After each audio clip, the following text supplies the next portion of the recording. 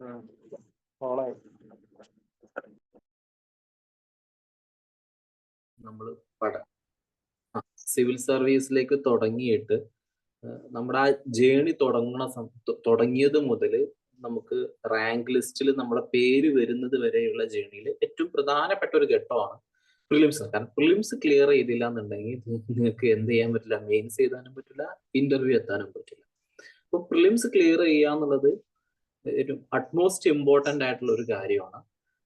അതോടൊപ്പം തന്നെ നമ്മുടെ ഈ സിവിൽ സർവീസ് ജേണിയിൽ ഇതിന് ഇമ്പോർട്ടൻസ് ഉണ്ടോ എന്ന് വെച്ചാൽ ഇല്ലതാനും. കാരണം ഇതിൽ കിട്ടുന്ന എത്ര എത്ര മാർക്ക് കിട്ടിക്കഴിഞ്ഞാലും അത് നമ്മുടെ ഫൈനൽ മാർക്കിൽ അത് അവർ കൂട്ടുന്നില്ല, കാൽക്കുലേറ്റ് കോമ്പൗണ്ട് ആയിട്ട് അവർ കൂട്ടുന്നില്ലതാനും. അപ്പം എങ്കിൽ പോലും ഇതൊരു ഫിൽട്ടറിങ് പ്രോസസ് ആയിട്ടാണ് UPSC ഇതിനെ കൺസിഡർ ചെയ്യുന്നത്. അപ്പം ഞാൻ പറഞ്ഞു വരുന്നത് എന്താ വെച്ചാല്, നമ്മള് ഇപ്പം സിവിൽ സർവീസിന് പഠിക്കുന്ന സമയത്ത് നമുക്കൊരു മൈൻഡ് സെറ്റ് വേണം, ഒരു കൈൻഡ് ഓഫ് മൈൻഡ് സെറ്റ് വേണം. അപ്പം മൈൻഡ് സെറ്റ് വേണം എന്ന് പറഞ്ഞാൽ നമ്മൾ ഇതിനെ അപ്രോച്ച് ചെയ്യുന്ന രീതിയിൽ ഒരു മൈൻഡ് സെറ്റ് വേണം. അല്ലെങ്കിൽ എന്ത് ചെയ്യുന്ന വെച്ചാൽ നമ്മുടെ പഠനം ഭയങ്കരമായിട്ട് സ്കാറ്റേർഡ് ആയിട്ട് പോകാനുള്ള ഒരു സാധ്യത ഉണ്ട്. അപ്പം ബേസിക്കലി നിങ്ങൾ ഈ 3 ഘട്ടത്തിലും UPSC അല്ലെങ്കിൽ UPSC പരിശോധിക്കണ എന്താ വെച്ചാൽ ചില ക്വാളിറ്റീസ് ആണ് നിങ്ങളൊന്ന് പരിശോധിക്കണം. ഒന്നാമത് പ്രിലിംസ് ഘട്ടത്തിലേക്ക് നിങ്ങൾക്ക് എത്രമാത്രം ഒരു ഓവറോൾ നോളജ് ഉണ്ട് എന്നുള്ളതാണ് നിങ്ങളൊന്ന് പരിശോധിക്കുന്നത്. രണ്ടാമത്തെ ഘട്ടത്തിലേക്ക് എത്തണം, അതിലും വേറെ പോയിന്റുകൾ ഉണ്ട്. ഞാൻ പറയുന്നത് ഒരു ബേസിക് ആയിട്ടാണ് പറയുന്നത്. രണ്ടാമത്തെ ഘട്ടത്തിൽ നിങ്ങൾക്ക് ഒരു വിഷയത്തിൽ എത്ര ഡെപ്ത് നോളജ് ഉണ്ട്, അല്ലെങ്കിൽ ഒരു വിഷയത്തിൽ എത്രമാത്രം ആഴത്തിൽ പോകാൻ പറ്റും എന്നാണ് പരിശോധിക്കുന്നത്. മൂന്നാമത്തെ ഇന്റർവ്യൂ ഘട്ടത്തിലേക്ക് എത്തുമ്പോഴേക്കും നിങ്ങൾക്ക് ഇത്രമാത്രം ഇൻഫോർമേഷൻ ഉണ്ട്, നിങ്ങൾ ഇത്രമാത്രം കാര്യങ്ങളെ കുറിച്ച് അറിയാം, പക്ഷെ നിങ്ങൾക്ക് അതിലൊരു ഒപ്പീനിയൻ, നിങ്ങളുടേതായ ഒരു അഭിപ്രായമുള്ള ഒരു വ്യക്തിയാണോ, അല്ലെങ്കിൽ നിങ്ങളുടെ ക്യാരക്ടർ, നിങ്ങൾ എങ്ങനെയാണ് നിങ്ങളുടെ ഒപ്പീനിയൻ ഫോം ചെയ്യുന്നത്, നിങ്ങളുടെ ക്യാരക്ടർ എങ്ങനെയാണ് ഫോം ചെയ്യുന്നത് എന്നുള്ളതാണ് പരിശോധിക്കുന്നത്. ഇതാണ് മൂന്ന് മൂന്ന് ഘട്ടങ്ങളിലൂടെ UPSC പരിശോധിക്കുന്നത്. അപ്പൊ അതിൽ ആദ്യത്തെ ഘട്ടം എന്നത് പ്രിലിംസ് ക്ലിയർ ചെയ്യുന്നതാണ്. അപ്പൊ ഇനി ഞാൻ പറയണത് എന്താ വെച്ചാൽ, പൊതുവെ നിങ്ങൾ ഇപ്പോൾ കടന്നുപോയിക്കൊണ്ടിരിക്കുന്ന ഒരു സ്റ്റേജ്, അല്ലെങ്കിൽ ഞാൻ കുറെ കാലം കടന്നുപോയ ഒരു സ്റ്റേജ് എന്താണെന്ന് വെച്ച് കഴിഞ്ഞാൽ, നമ്മൾ തുടക്കത്തിൽ ഒരുപാട് വായിക്കും. ഇപ്പോൾ നിങ്ങൾ കഴിഞ്ഞ ജൂണിൽ പ്രിപ്പറേഷൻ തുടങ്ങിയവരാണ് ആയിക്കോട്ടെ, അല്ലെങ്കിൽ കഴിഞ്ഞ വർഷം സ്റ്റാർട്ട് ചെയ്തവരായിക്കോട്ടെ, അല്ലെങ്കിൽ ഒരുപാട് വർഷമായിട്ട് നിങ്ങൾ ഈ ഫീൽഡിൽ ഉള്ളവരായിക്കോട്ടെ, ഈ ആരാണെങ്കിലും ഈ പറഞ്ഞ സ്റ്റേജ് ഇതാണ്. നമ്മൾ ഒരുപാട് വായിക്കും. ഒരുപാട് വായിക്കുക എന്ന് പറഞ്ഞു കഴിഞ്ഞാൽ നമ്മൾ പ്രിലിംസിന് പ്രിപ്പയർ ചെയ്യും, മെയിൻസിന് പ്രിപ്പയർ ചെയ്യും, സംടൈംസ് നമ്മൾ ഈവൻ ഇന്റർവ്യൂ വരെ മുൻകൂട്ടി കണ്ടിട്ട് അതിന് വരെ പ്രിപ്പയർ ചെയ്യുന്നവരായിരിക്കും ഉണ്ടായിരിക്കാം. പക്ഷെ സ്പെസിഫിക്കലി നമ്മൾ പ്രിലിംസിന് വേണ്ടി പ്രിപ്പയർ ചെയ്തിട്ടുണ്ടാവില്ല. ഈവൻ നിങ്ങൾ ഒരു മെയിൻസ് എഴുതി അല്ലെങ്കിൽ ഇന്റർവ്യൂ കടന്നു പോയ ഒരാളാണെങ്കിൽ പോലും ഇതന്നെയാണ് അവസ്ഥ ഉണ്ടാവും. അപ്പോൾ പ്രിലിംസിലേക്ക് കടന്നു വരുന്ന സമയത്ത് ഞാനൊന്നും പഠിച്ചിട്ടില്ല എന്നുള്ള ചിന്താഗതിയാണ് വരാറുള്ള ഒരു പോസിബിലിറ്റി വന്നത്. ഇനി ഫ്രഷേഴ്സിനെ സംബന്ധിച്ചിടത്തോളം ഇത്രയും, അപ്പോൾ ഈ ഡിസംബർ കഴിഞ്ഞ് ജനുവരി വരെ നമ്മൾ എന്തുണ്ടായിരിക്കും, മെയിൻസിന് പ്രിപ്പയർ ചെയ്തിട്ടുണ്ടായിരിക്കും. പ്രിലിംസിന് നമ്മൾ ഏറെക്കുറെ ഒന്നും പ്രിപ്പയർ ചെയ്തിട്ടുണ്ടാവില്ല. നമ്മുടെ മെയിൻ ഫോക്കസ് എന്നത് ഓപ്ഷണൽ തീർക്കലായിരിക്കും, അല്ലെങ്കിൽ മെയിൻസിന്റെ നോട്ട് ഉണ്ടാക്കലായിരിക്കും, ആൻസർ റൈറ്റിംഗ് ആയിരിക്കും ചെയ്യലുണ്ടായിരിക്കുക. ഇതിനിടയിൽ നമ്മൾ ഒരുപാട് കാര്യങ്ങൾ നമ്മൾ ഗ്യാപ്പ് വന്നിട്ടുണ്ടാവും. ഒരുപാട് കാര്യങ്ങൾ ഇതിന് പ്രിലിംസിന് വേണ്ടിയിട്ടുള്ള ഒരുപാട് കാര്യങ്ങൾ ചെയ്തിട്ടുണ്ടാവില്ല. അപ്പം അതിലേക്കാണ് നമുക്ക് അതാണ് ആദ്യത്തെ കാരണം. ആദ്യത്തെ കാരണം മീൻസ് എന്തുകൊണ്ട് നമ്മൾ പ്രിലിംസിൽ ഫെയിലിയർ ആകുന്നു എന്ന് ചോദിച്ചു കഴിഞ്ഞാൽ, ഒരു ജനുവരി മുതൽ അല്ലെങ്കിൽ ജനുവരി പകുതി മുതലെങ്കിലും നമ്മൾ കുറച്ചും കൂടി പ്രിലിംസ് സ്പെസിഫിക് ആയിട്ട് പഠിക്കേണ്ട സമയം അതിക്രമിച്ചിരിക്കുന്നു എന്നുള്ളതാണ്.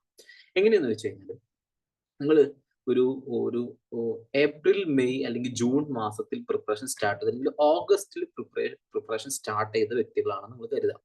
അങ്ങനെയാണെങ്കിൽ നിങ്ങൾ മെയിൻസിന്റെ പ്രിപ്പറേഷൻ ഒരു ഡിസംബർ എൻഡോട് കൂടിയിട്ട് അവസാനിപ്പിക്കേണ്ടതായിരുന്നു. ഇനിയിപ്പോ നിങ്ങൾ ജനുവരി തുടക്കം മുതൽ, അല്ലെങ്കിൽ ജനുവരി ഇപ്പൊ നമ്മളിപ്പോ നല്ലൊരു ടൈം, അപ്പൊ ജനുവരി 15 ആയിട്ടുള്ളൂ, 2 വീക്ക് ആയിട്ടുള്ളൂ. അപ്പൊ ഈ ഒരു സമയം മുതലെങ്കിലും നിങ്ങൾ എന്ത് ചെയ്യണം, പ്രിലിംസിന് പഠിച്ചു തുടങ്ങണം. ഈ പ്രിലിംസിന് പഠിക്കുക എന്ന് പറഞ്ഞു കഴിഞ്ഞാൽ എന്താണ് മെയിൻസിൽ നിന്ന് വ്യത്യസ്തമാക്കുന്നത് എന്താണെന്ന് വെച്ചാൽ, നിങ്ങൾ പേപ്പർ എടുക്കാം. നിങ്ങൾ പ്രിലിംസിന്റെ പേപ്പർ എടുക്കാം. പ്രിലിംസിന്റെ പേപ്പർ എന്ന് പറഞ്ഞാൽ, പ്രിലിംസിന്റെ നിങ്ങൾ പേപ്പർ അനലൈസ് ചെയ്യാം. ഏറ്റവും ഇമ്പോർട്ടന്റ് പ്രിലിംസിലെ ഏറ്റവും കൂടുതൽ ഇമ്പോർട്ടന്റ് ആയിട്ടുള്ള ഒരു പാർട്ട് ഏതാണെന്നുള്ള PYQ അനലൈസ് ചെയ്യാന്നുള്ളതാണ്. ഇപ്പൊ ഞാൻ ഇത് ഇവിടെ നിന്നിട്ട് നിങ്ങൾക്ക് ഒരുപാട് കാര്യങ്ങൾ പറഞ്ഞു, നിങ്ങൾ ഇതൊക്കെ എഴുതി വെക്കും, പക്ഷെ സ്റ്റിൽ നിങ്ങൾ അതെന്തെങ്കിലും അനലൈസ് ചെയ്യില്ല. നിങ്ങൾ പേപ്പർ അനലൈസ് ചെയ്യാൻ പോകുന്നില്ല, നിങ്ങൾ ടെസ്റ്റ് സീരീസ് എടുക്കാൻ പോകുന്നില്ല. ടെസ്റ്റ് സീരീസ് എടുത്താൽ പോലും എങ്ങനെയാണ് അത് എടുക്കേണ്ടതെന്നുണ്ട്, അതിന്റെ രീതികളുണ്ട്. ഇപ്പം ഇന്ത്യയിൽ 10 ലക്ഷം പേരെ പോട്ടെ, 10 ലക്ഷം പോകണം, 5 ലക്ഷം പേര് സിവിൽ സർവീസ് UPSCക്ക് വേണ്ടി അപ്ലൈ ചെയ്യുന്നുണ്ട്, എക്സാം എഴുതുന്നുണ്ടെന്ന് കരുതാം. ഇതിലെല്ലാവരും പഠിക്കുന്ന മെറ്റീരിയൽസ് ഒന്നാണ്. ഞാൻ പഠിക്കുന്ന മെറ്റീരിയൽസ് ചിലപ്പം പല IAS ഇൻസ്റ്റിറ്റ്യൂട്ടുകളുടെ മെറ്റീരിയൽസ് ആയിരിക്കും പഠിക്കുന്നുണ്ടാവും. പക്ഷെ അതിലെ കണ്ടന്റ് എല്ലാം സെയിമാ. അത് പ്രസന്റ് ചെയ്ത രീതി മാത്രമേ വ്യത്യാസമുള്ളൂ. അപ്പം ഈ 5 ലക്ഷം വ്യക്തികളും പഠിക്കുന്ന കണ്ടന്റ് സെയിമാണ്, പഠിക്കുന്ന ഹവേഴ്സ് മോർ ഓർ ലെസ് സെയിമാണ്. നിങ്ങളെ പോലെ ബുദ്ധിയുള്ളവരാണ് അവര്. ആവറേജ് ആയിട്ട് IQയും EQയും ഉള്ള ആൾക്കാരാണ് ഇത് പഠിക്കുന്നത്. പിന്നെ എവിടെയാണ് ഡിഫറൻസ് ചെയ്യുന്നത് വെച്ചാൽ, ഇവിടെ നിങ്ങൾ ഉപയോഗിക്കുന്ന ടൂൾസിലാണ് വ്യത്യാസം. നിങ്ങൾ എങ്ങനെയാണ് പ്രിലിംസിലെ ഓരോ ഘട്ടത്തിലും നിങ്ങൾ എങ്ങനെ പഠിക്കുന്നു, എങ്ങനെ അപ്രോച്ച് ചെയ്യുന്നു എന്നുള്ളതാണ് മാറ്റം എന്ന് പറയുന്നത്. ഈ അവിടെയാണ് ഒരു വിന്നറിന്റെ സ്ട്രാറ്റജിയും അല്ലെങ്കിൽ ഒരു പ്രിലിംസ് ക്വാളിഫൈ ചെയ്യാൻ പറ്റുന്ന ഒരു വ്യക്തിയുടെ സ്ട്രാറ്റജിയും അതിന് ഫെയിലിയർ ആകുന്ന ആളുടെ വ്യക്തിയും നമ്മൾ സ്ട്രാറ്റജി വ്യത്യാസം വരുന്നത്. പ്രിലിംസ് എന്നുള്ളത് ഒരു ഡൈസി ഗെയിമാണെന്നാണ് പലരും പറയാനുള്ളത്. പക്ഷെ എൻ്റെ എൻ്റെ ഒരു 4 അറ്റംപ്റ്റിലെ പേഴ്സണൽ എക്സ്പീരിയൻസ് നിങ്ങൾക്ക് പറയാവുന്നത്, പ്രിലിംസ് ഒരു ഡൈസി ഗെയിം അല്ല. പ്രിലിംസ് ഒരു സ്കില്ലാണ്. സ്കിൽ മീൻസ് നിങ്ങൾക്ക് ബേസിക് ആയിട്ട് നോളജ് ഉണ്ട് എന്നുണ്ടെങ്കിൽ, ബേസിക് നോളജ് ഞാൻ പറഞ്ഞത് നിങ്ങൾക്ക് ലക്ഷ്മികാന്ത് അറിയണം. ബേസിക് നോളജ് എന്ന് പറഞ്ഞത് നമ്മൾ GK ബുക്ക് അറിയാന്നല്ല ഞാൻ പറഞ്ഞത്. നിങ്ങൾക്ക് ഹിസ്റ്ററി ആണെന്നുണ്ടെങ്കിൽ മോഡേൺ ഇന്ത്യൻ ഹിസ്റ്ററിയിൽ നിങ്ങൾക്ക് സ്പെക്ട്രം അറിയണം. പിന്നെ ആൻഷ്യന്റ് മെഡീവൽ ഇന്ത്യയിൽ അതിന്റെ സ്പെസിഫിക് ആയിട്ടുള്ള സ്റ്റാൻഡേർഡ് ആയ ടെക്സ്റ്റ് ബുക്സുകൾ നിങ്ങൾക്ക് അറിയണം. അത് ഞാൻ ഏതാണോ സ്പെസിഫിക് ആയിട്ട് പറയുന്നില്ല, നിങ്ങൾക്ക് ഏതാണോ റെഫർ ചെയ്ത് തന്നിട്ടുള്ളത് അതിലെ സ്പെസിഫിക് ആയിട്ടുള്ള ടെക്സ്റ്റ് ബുക്സ് നിങ്ങൾക്ക് വേണമെന്നുണ്ടെങ്കിൽ തമിഴ്നാടുവിന്റെ SCERT ബുക്സ് എടുക്കാം, അല്ലെങ്കിൽ വേറെ ഏതെങ്കിലും നമ്മൾ ടാറ്റയുടെ ആ ടെക്സ്റ്റ് ബുക്സ് വേണമെങ്കിൽ എടുക്കാം. അപ്പൊ ഏതാണോ നിങ്ങൾ റെഫർ ചെയ്യുന്നത് ആ ടെക്സ്റ്റ് ബുക്സ് നിങ്ങൾ അറിഞ്ഞിരിക്കണം. ആർട്ട് ആൻഡ് കൾച്ചർ ഒന്നും ഒരുപാട് ചാപ്റ്റേഴ്സ് നോക്കാനേ ഇല്ല. ഇപ്പൊ അതില് നിങ്ങൾ പ്രീവിയസ് ഇയർ ക്വസ്റ്റ്യൻസ് എടുത്ത് നോക്കുകയാണെങ്കിൽ സ്പെസിഫിക് ആയിട്ടുള്ള നമുക്ക് ആ ചാപ്റ്റേഴ്സിന് എണ്ണി എടുക്കാൻ പറ്റും. ഇത്ര ചാപ്റ്റേഴ്സ് മര്യാദക്ക് പഠിച്ചാൽ മാത്രം മതി. അത് നിങ്ങൾക്ക് കൃത്യമായിട്ട് അറിഞ്ഞിരിക്കണം. ഞാൻ ബേസിക് ആയിട്ടുള്ള കാര്യം പറഞ്ഞത്, ബേസിക് നോളജ് ഉണ്ടാവണം. അതിന് ശേഷമുള്ള കാര്യങ്ങളാണ് ഞാൻ പറയാൻ പോകുന്നത്. ഇനി ഇത് GS1 കാര്യമായി. ഇപ്പൊ നമ്മള് ജോഗ്രഫിയിലേക്ക് വരുന്ന സമയത്ത് ഒന്നുകിൽ PMF IASന്റെ നോട്ട്ബുക്ക് ഒന്ന് വായിച്ചിട്ട് നിങ്ങൾക്ക് ഒരു ബേസിക് ധാരണ ഉണ്ടാവും. അതിന്റെ ഇടയിൽ NCERT വായിക്കണം. NCERT ആൽഫബറ്റ്സ് ആണ് ഇതിലെ. ഒരു സെന്റൻസ് എഴുതുന്നതിൽ ആൽഫബറ്റ്സ് എത്രയാണോ ഉള്ളത് അതുപോലെ നിങ്ങൾ NCERT അറിഞ്ഞിരിക്കണം. NCERT ഒരുപാട് സമയം ചെലവഴിക്കണം എന്ന് ഞാൻ പറയുന്നില്ല. NCERT അറിഞ്ഞ് അതിലെ കോൺസെപ്റ്റിൽ ക്ലാരിറ്റി നിങ്ങൾക്ക് ഉണ്ടായിരിക്കണം. അതിനുശേഷമുള്ള കാര്യം ഞാൻ പറഞ്ഞത്. പിന്നെ നിങ്ങൾക്ക് ലക്ഷ്മികാന്ത് അറിഞ്ഞിരിക്കണം. GS2ലേക്ക് വരുന്ന സമയത്ത്, GS2 മീൻസ് ഞാൻ GS2 വൈസ് ആണ് ഞാൻ ടോപ്പിക്സ് പറഞ്ഞത്. ലക്ഷ്മികാന്ത് നിങ്ങൾ അറിഞ്ഞിരിക്കണം. ലക്ഷ്മികാന്ത് അറിഞ്ഞിരിക്കുന്ന സമയത്ത് തന്നെ ലക്ഷ്മികാന്ത് വായിച്ചിട്ട് പോയിട്ട് എവിടെയാണ് ക്വസ്റ്റ്യൻ ചോദിക്കുന്നത് എന്നുള്ള ആ ഒരു ധാരണ നിങ്ങൾക്ക് കൊണ്ടുവരണം. അവിടേക്ക് എത്താൻ പറയാം. നിങ്ങൾക്ക് ലക്ഷ്മികാന്ത് അറിഞ്ഞിരിക്കണം. ഇന്റർനാഷണൽ റിലേഷൻ IR ബേസിക്കലി നിങ്ങൾക്ക് സംബന്ധിച്ചിടത്തോളം ഒരു കറണ്ട് അഫയേഴ്സ് റിലേറ്റഡ് ആയിട്ടുള്ള കാര്യമാണ്. അപ്പൊ അതിൽ ഏതെങ്കിലും കറണ്ട് അഫയേഴ്സ് മെറ്റീരിയൽസ് വായിച്ചാലും മതിയാവും. എക്കോണമിയുടെ ബേസിക് കോൺസെപ്റ്റുകൾ അറിയണം. ബേസിക് കോൺസെപ്റ്റുവൽ ക്ലാരിറ്റി നല്ലോണം വേണം. ഇക്കണോമിക്സ്. അപ്പൊ അതിൽ നിങ്ങൾക്ക് ഏത് വേണമെങ്കിലും യൂസ് ചെയ്യാം. ഏതെങ്കിലും ടെക്സ്റ്റ് ബുക്സ് യൂസ് ചെയ്താൽ മതി. ഏത് ബ്രണാളോ നിങ്ങൾക്ക് ഏതാണോ പറ്റുന്നത് ഒരു ടെക്സ്റ്റ് ബുക്സ്, ഒരു ക്വാളിറ്റി ഉള്ള ഒരു ടെക്സ്റ്റ് ബുക്സ് എക്കോണമിയിൽ നിങ്ങൾക്ക് അറിഞ്ഞിരിക്കണം. എൻവിയോൺമെന്റിൽ പണ്ട് കാലത്ത് ഞാൻ പഠിച്ചിരുന്നത് ശങ്കർ ആയിരുന്നു. പക്ഷെ ശങ്കർ ഇപ്പോൾ ഔട്ട്ഡേറ്റഡ് ആണ്. ഇപ്പം പലരും പറയുന്ന ഒരു PMF IASന്റെ ഒരു മെറ്റീരിയൽ നല്ലതാണ് ശങ്കർ എന്ന് പറയുന്നുണ്ട്. അപ്പൊ ഏതാണോ ഏറ്റവും അപ് ടു ഡേറ്റ് ആയിട്ടുള്ള മെറ്റീരിയൽ ഏതാണോ നിങ്ങളൊന്ന് അന്വേഷിക്കുക. ഇപ്പോഴത്തെ അന്വേഷിക്കുക. കാരണം ഞാൻ കഴിഞ്ഞ വർഷം പഠിക്കുന്ന സമയത്ത് തന്നെ എന്നോട് പലരും പറഞ്ഞിരിക്കുന്നത് ശങ്കർ ഔട്ട്ഡേറ്റഡ് ആയിട്ടുണ്ട് എന്നാണ്. അപ്പൊ നിങ്ങൾ ഇപ്പൊ ഏതാണോ ഏറ്റവും അപ് ടു ഡേറ്റ് ആയിട്ടുള്ളത് അത് നിങ്ങൾ പഠിക്കുക. പിന്നെ ഇന്റേണൽ സെക്യൂരിറ്റി ആവട്ടെ, ഡിസാസ്റ്റർ മാനേജ്മെന്റ്, ഇതൊക്കെ നിങ്ങൾക്ക് ഓൾറെഡി കറണ്ട് അഫയേഴ്സ് റിലേറ്റഡ് ആയിട്ടുള്ള ടോപ്പിക്സുകളാണ്. അപ്പൊ അതിലൊന്നും കൂടുതൽ ഫോക്കസ് ചെയ്യുന്നില്ല. സയൻസ് ആൻഡ് ടെക് ബേസിക് ആയിട്ടുള്ള NCERT പഠിക്കാം. 8th, 9th, 10th സ്റ്റാൻഡേർഡിലെ basic text books മാത്രം വായിച്ചാൽ മതിയോ. അതില് ധാരണ ഉണ്ടാക്കുക. പ്ലസ് കറണ്ട് അഫയേഴ്സ് ആണ് വേണ്ടത്. അപ്പം ഇതാണ് ബേസിക് ആയിട്ടുള്ള ഒരു നോളജ് എന്ന് പറയുന്നത്. ഈ ബേസിക് നോളജ് ഉണ്ടായതിനു ശേഷമാണ് നമ്മുടെ ഗെയിം സ്റ്റാർട്ട് ചെയ്യുന്നത്. ഇവിടെ നിന്നാണ് നമ്മളെ പഠനം തുടങ്ങുന്നത്. അപ്പൊ ഇതിലെ പലരും ഇപ്പൊ നമ്മൾ എടുത്തു നോക്കുകയാണെങ്കിൽ നിങ്ങൾ ഇതിലെ പലരും ഇനി ഞാൻ ഇതിൽ ഏതെങ്കിലും സബ്ജക്ട് വിട്ടുപോയിട്ട് നിങ്ങൾ എന്നോട് പറയാവുന്നതാണ്. ഞാൻ വിട്ടുപോയിട്ടുണ്ടാവും. ഞാൻ പറഞ്ഞതിന്റെ ആകെ തുക എന്താണെന്ന് വെച്ചാൽ ഈ ബേസിക് ടെക്സ്റ്റ് ബുക്കുകൾ നിങ്ങൾ തറവായിട്ട് പഠിക്കണം. ഇപ്പം ബേസിക് പ്രശ്നം എന്താണെന്ന് വെച്ചാൽ നിങ്ങൾ ഇതുവരെ ഡിസംബർ വരെ ഇതിലെ പകുതി പുസ്തകം പോലും നിങ്ങൾ വായിച്ചിട്ടുണ്ടാവില്ല. ചിലപ്പോൾ നിങ്ങൾ വായിച്ചിട്ടുണ്ടാവും, കംപ്ലീറ്റ് ചെയ്തിട്ടുണ്ടാവില്ല. അപ്പൊ നിങ്ങളുടെ ആദ്യത്തെ ആദ്യത്തെ നിങ്ങളുടെ ടാസ്ക് എന്താണെന്ന് വെച്ച് കഴിഞ്ഞാൽ ഒരു നെക്സ്റ്റ് ഞാൻ പ്ലാനിങ് എങ്ങനെ ചെയ്യാമെന്ന് പറഞ്ഞുതരാം. ഫിലിംസിന് എങ്ങനെ പ്ലാൻ ചെയ്യാന്ന് പറയാം. അപ്പൊ നിങ്ങൾ ആദ്യത്തെ നിങ്ങളുടെ ഷെഡ്യൂളുകൾ നിങ്ങൾ വരേണ്ട ഒരു കാര്യം എന്ന് വെച്ചാൽ നിങ്ങൾ ഈ ഒരു ബേസിക് ബുക്കുകൾ വായിച്ച് അത് നിങ്ങളുടെ കയ്യിൽ ഉണ്ടായിരിക്കണം എന്നുള്ളതാണ്. അത് നിങ്ങളുടെ ഹാൻഡി ആയിരിക്കണം. ഹാൻഡി ആയിരിക്കണം നിങ്ങളുടെ ഉള്ളിൽ ഉണ്ടായിരിക്കണം. എങ്കിലേ ഇനി ഞാൻ പറയുന്ന കാര്യങ്ങൾ നിങ്ങൾക്ക് അപ്ലൈ ചെയ്യാൻ പറ്റുള്ളൂ. ബട്ട് നിങ്ങളിപ്പോ കഴിഞ്ഞിട്ടില്ല എന്നുണ്ടെങ്കിൽ പോലും നിങ്ങൾ ഇത് വായിക്കുന്നതിന്റെ ഇടയിൽ ഇപ്പൊ നമ്മൾ ഈ പറയാൻ പോകുന്ന കാര്യങ്ങൾ ചെയ്യുന്നതിന്റെ ഇടയിൽ നിങ്ങൾ വായിച്ച് ഓരോ ടെക്സ്റ്റ് ബുക്സും തീർക്കണം കൂടി നിങ്ങൾ മനസ്സിലാക്കുക. അപ്പൊ ഇനി ഇതുവരെ കഴിയാത്തവർ എന്താ ചെയ്യണം? ഇനി ചെയ്യാൻ പോകുന്ന കാര്യങ്ങളുടെ കൂടെ ഇതും കൂടി കംപ്ലീറ്റ് ചെയ്തിട്ട് പോകണം. അപ്പൊ നിങ്ങൾ ഡബിൾ ടാസ്ക് ചെയ്തുകൊണ്ട് പോകണം. അപ്പം കൂടുതൽ ഹവേഴ്സ് നമ്മൾ ഇതിൽ ഹാർഡ് വർക്ക് ഇതിൽ ഇൻപുട്ട് ചെയ്യേണ്ടി വരും. അങ്ങനത്തെ ഒരുപാട് കാര്യങ്ങൾ ഇതിലുണ്ടാവും. അതൊക്കെ നിങ്ങളെ പേഴ്സണൽ കാര്യങ്ങളാണ്. നിങ്ങൾ എത്ര ഹവർ പഠിക്കണം, എങ്ങനെ പഠിക്കണം എന്നൊക്കെ നിങ്ങളുടെ പേഴ്സണൽ കാര്യം. ചില ആൾക്കാർക്ക് 5 മണിക്കൂർ പഠിച്ചാൽ മതിയോ, ചില ആൾക്കാർ 7 മണിക്കൂർ പഠിച്ചാൽ മതി, ചില ആൾക്കാർക്ക് 8 മണിക്കൂർ പഠിച്ചാൽ മതി, ചില ആൾക്കാർ 10 മണിക്കൂർ, 11 മണിക്കൂർ, 12 മണിക്കൂർ അങ്ങനെ പഠിക്കുന്നവരുണ്ട്, 14 മണിക്കൂർ പഠിക്കുന്നവരുണ്ട്. നിങ്ങൾക്ക് എത്ര ഹവർ ആണോ വേണ്ടത്, ഇത് നിങ്ങളുടെ ഹവർ എടുത്ത് കാൽക്കുലേറ്റ് ചെയ്യുന്ന ഒരു കാര്യമല്ല. അപ്പം റീസെന്റ് ഡിസ്കഷൻ എന്താ, മഹേന്ദ്ര ഗ്രൂപ്പും ഇത് തമ്മിലുള്ള ഡിസ്കഷൻ പോലെ നിങ്ങൾ എത്ര ഹവേഴ്സ് ചെലവഴിക്കുന്നില്ല, നിങ്ങൾ എത്രമാത്രം ഔട്ട്പുട്ട് കിട്ടുന്നുണ്ട് എന്നുള്ളതാണ് അവിടുത്തെ മാറ്റർ. ഇൻപുട്ടിലല്ല കാര്യമുള്ളത്, നിങ്ങളുടെ ക്വാളിറ്റി, നിങ്ങളുടെ ഔട്ട്പുട്ടിലാണ് കാര്യമുള്ളത്. അപ്പൊ എത്ര ഹവേഴ്സ് ആണ് നിൽക്കുന്നത് നിങ്ങൾക്ക് തീരുമാനിക്കാം. എനിക്ക് 5 മണിക്കൂർ അത് നിങ്ങളുടെ ഇഷ്ടമാണ്. ഞാൻ പറഞ്ഞു വരുന്നത് ഇത് നിങ്ങളുടെ കയ്യിലുണ്ടായിരിക്കണം. ഇനി നിങ്ങളുടെ കയ്യിൽ ഉണ്ടാവുക എന്ന് പറഞ്ഞു കഴിഞ്ഞാൽ നമ്മുടെ ഒരു ബുക്ക് വായിച്ചു കഴിഞ്ഞാൽ, അല്ലെങ്കിൽ നമ്മളൊരു 2-3 ടെക്സ്റ്റ് ബുക്സ് വായിച്ചു കഴിഞ്ഞാൽ നമ്മളൊരു റിപ്പീറ്റഡ് ആയിട്ട് വായിക്കുമ്പോഴാണ് അതിലെ പല ഡോട്ട്സുകളും കണക്ട് ചെയ്യുക. ആ ഡോട്ട്സ് മീൻസ് ഒരു കോൺസെപ്റ്റ് ഇവിടെ പറയുന്നുണ്ട്, വേറൊരു കോൺസെപ്റ്റ് വേറെ ചാപ്റ്ററിൽ എവിടെയാണോ പറയുന്നത്, അല്ല ഈ കോൺസെപ്റ്റിനുള്ള NCERT ഒരു കാര്യം പറയുന്നുണ്ട്, ലക്ഷ്മികാന്തിൽ ഒരു കാര്യം പറയുന്നുണ്ട്, 2 കാര്യങ്ങൾ പറയുന്നുണ്ട്. ഇത് നമ്മൾ റിപ്പീറ്റഡ് ആയിട്ട് വായിക്കുമ്പോഴാണ് ഇതിലെയും അതിലേക്ക് ഡോട്ട്സുകൾ കണക്ട് ചെയ്തിട്ട് നമുക്ക് ആ കോൺസെപ്റ്റിൽ ക്ലാരിറ്റി വരിക. അപ്പൊ അതിന് റിപ്പീറ്റേഷൻ നിർബന്ധമാണ്. ഇതൊക്കെ എന്തിനാ നിർബന്ധം വെച്ചാൽ ഇതെല്ലാം കഴിയുമ്പോഴാണ് നിങ്ങൾക്ക് ഒരു ബേസിക് നോളജ് വരുന്നത്. ഇവിടെ നിന്നാണ് നമുക്ക് എങ്ങനെയാണ് നമ്മൾ പ്രിലിംസിന് പ്രിപ്പയർ ചെയ്യാന്ന് വരിക. അതുകൊണ്ടാണ് ഞാൻ പറഞ്ഞത് ഈ ബേസിക് നോളജ് അതിന് ശേഷമാണ് നമ്മൾ കുറച്ച് സ്കില്ലുകൾ ബിൽഡ് ചെയ്യേണ്ടത്. ഈ സ്കിൽ എന്താണെന്ന് വെച്ച് കഴിഞ്ഞാൽ, സ്കിൽ മീൻസ് നമുക്ക് അറിയാത്ത ക്വസ്റ്റ്യൻ നമുക്ക് ടാക്കിൾ ചെയ്യാനുള്ളതാണ് പ്രിലിംസിലെ മാറ്റർ എന്ന് പറയുന്നത്.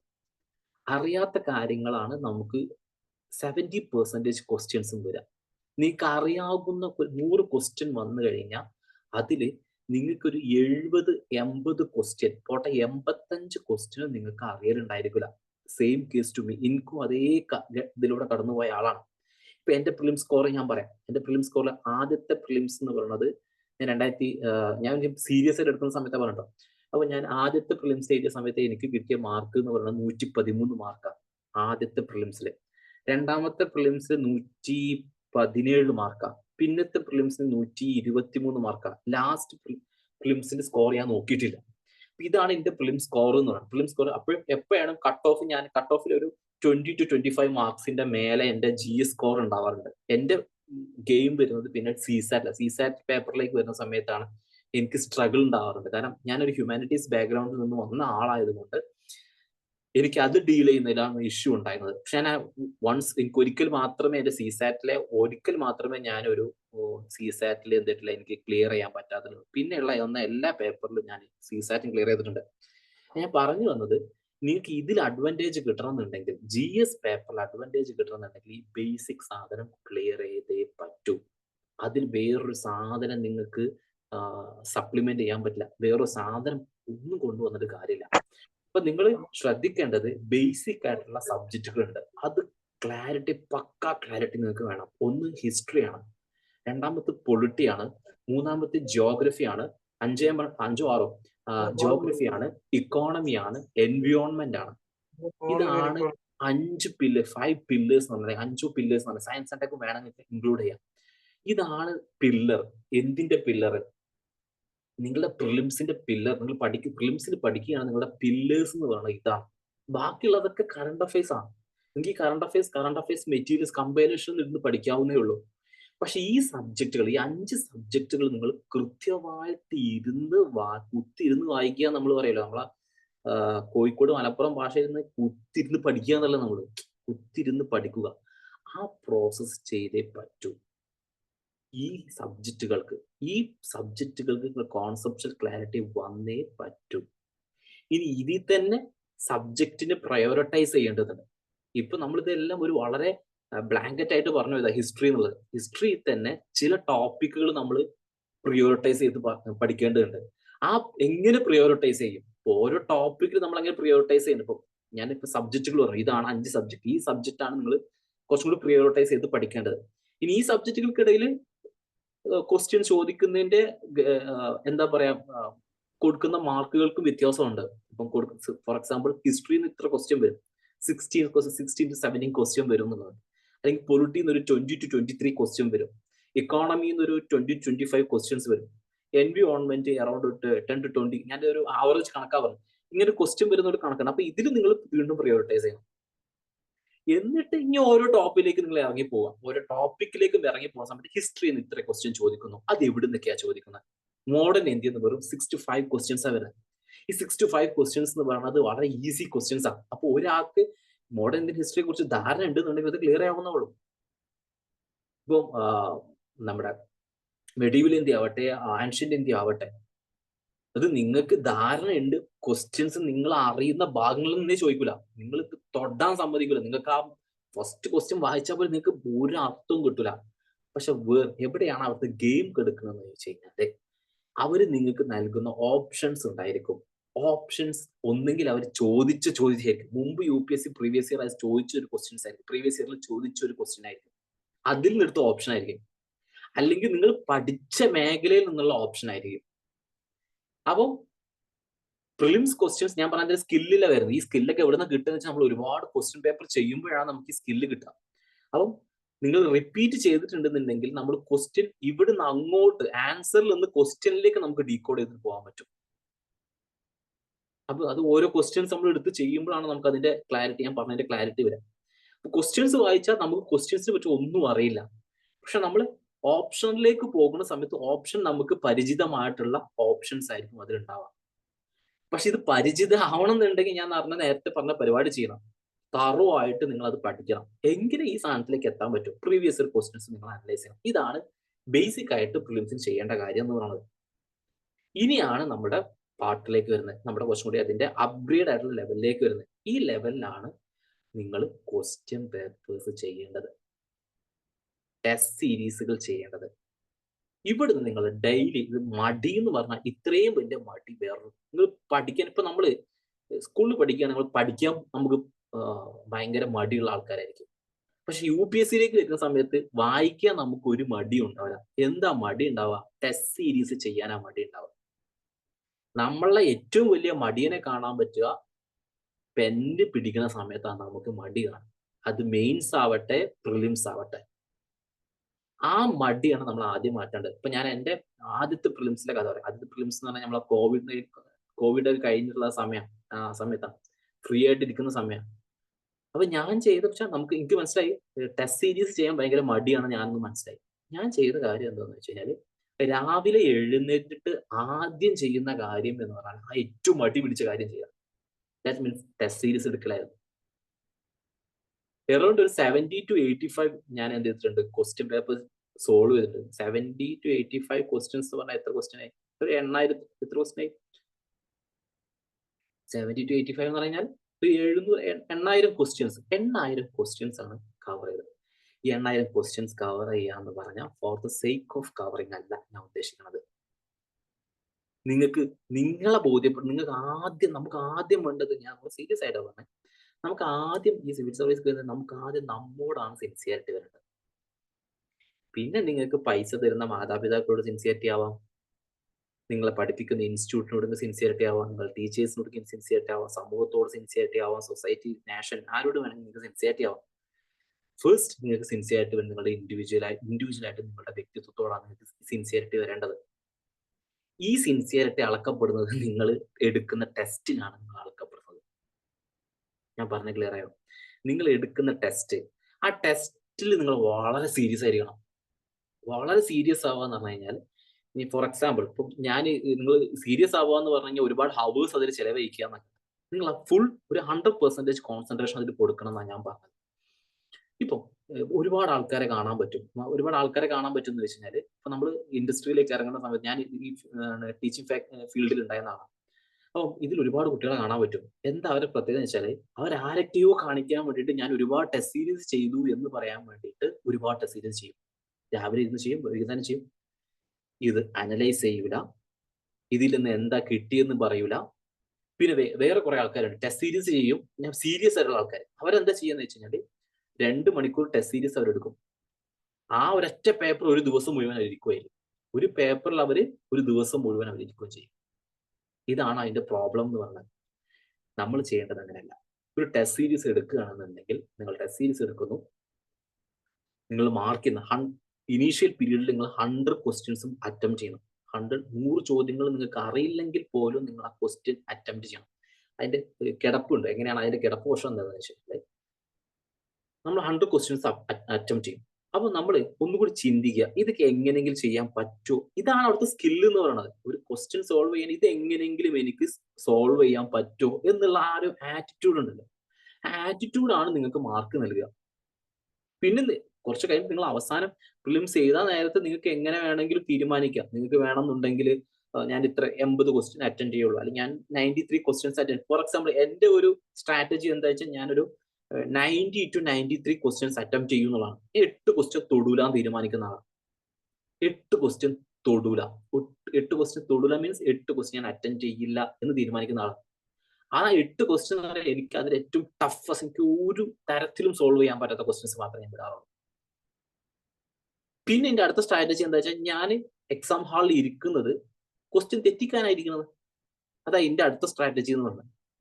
ക്വസ്റ്റ്യൻ തെറ്റിക്കാനാണ് ഇരിക്കുന്നുള്ള സംഭവം. അതിന്റെ ഒരു സൈക്കോളജി എന്താണെന്ന് വെച്ചാൽ, നമ്മളെ സംബന്ധിച്ചിടത്തോളം എക്സാം ഹാളിൽ ഇരിക്കുന്ന സമയത്ത് നമ്മുടെ ഒരു പേടി എന്താണെന്ന് വെച്ച് കഴിഞ്ഞാൽ, ഞാൻ ഈ ആൻസർ എഴുതി കഴിഞ്ഞാൽ തെറ്റുമോ എന്നുള്ള പേടിയാണ്. ഇപ്പൊ ഞാൻ ഈ ആൻസർ ചെയ്ത ഇത് തെറ്റുമോ? ഞാൻ പറഞ്ഞു തെറ്റട്ടെ. എന്റെ ആറ്റിറ്റ്യൂഡ് അതായിരുന്നു, തെറ്റട്ടെ. കാരണം ഞാൻ പറയാം, ഞാനൊരു 93 ക്വസ്റ്റ്യൻസ് ഞാൻ അറ്റൻഡ് ചെയ്തു നിൽക്കാം. 90 ക്വസ്റ്റ്യൻസ് ഞാൻ അറ്റൻഡ് ചെയ്തു. അതിലൊരു 25 ക്വസ്റ്റ്യൻസ് തെറ്റിന്ന് വരുന്നത്. 25 ക്വസ്റ്റ്യൻ തെറ്റിയ എത്രയും മാർക്ക് സ്കോർ വരാം? 90 ക്വസ്റ്റ്യൻസ് ഞാൻ അറ്റൻഡ് ചെയ്തു. 90 ക്വസ്റ്റ്യൻസിന് എത്ര ക്വസ്റ്റ്യൻസ് ഞാൻ തെറ്റിച്ചു? 25 ക്വസ്റ്റ്യൻസ് തെറ്റിച്ചു.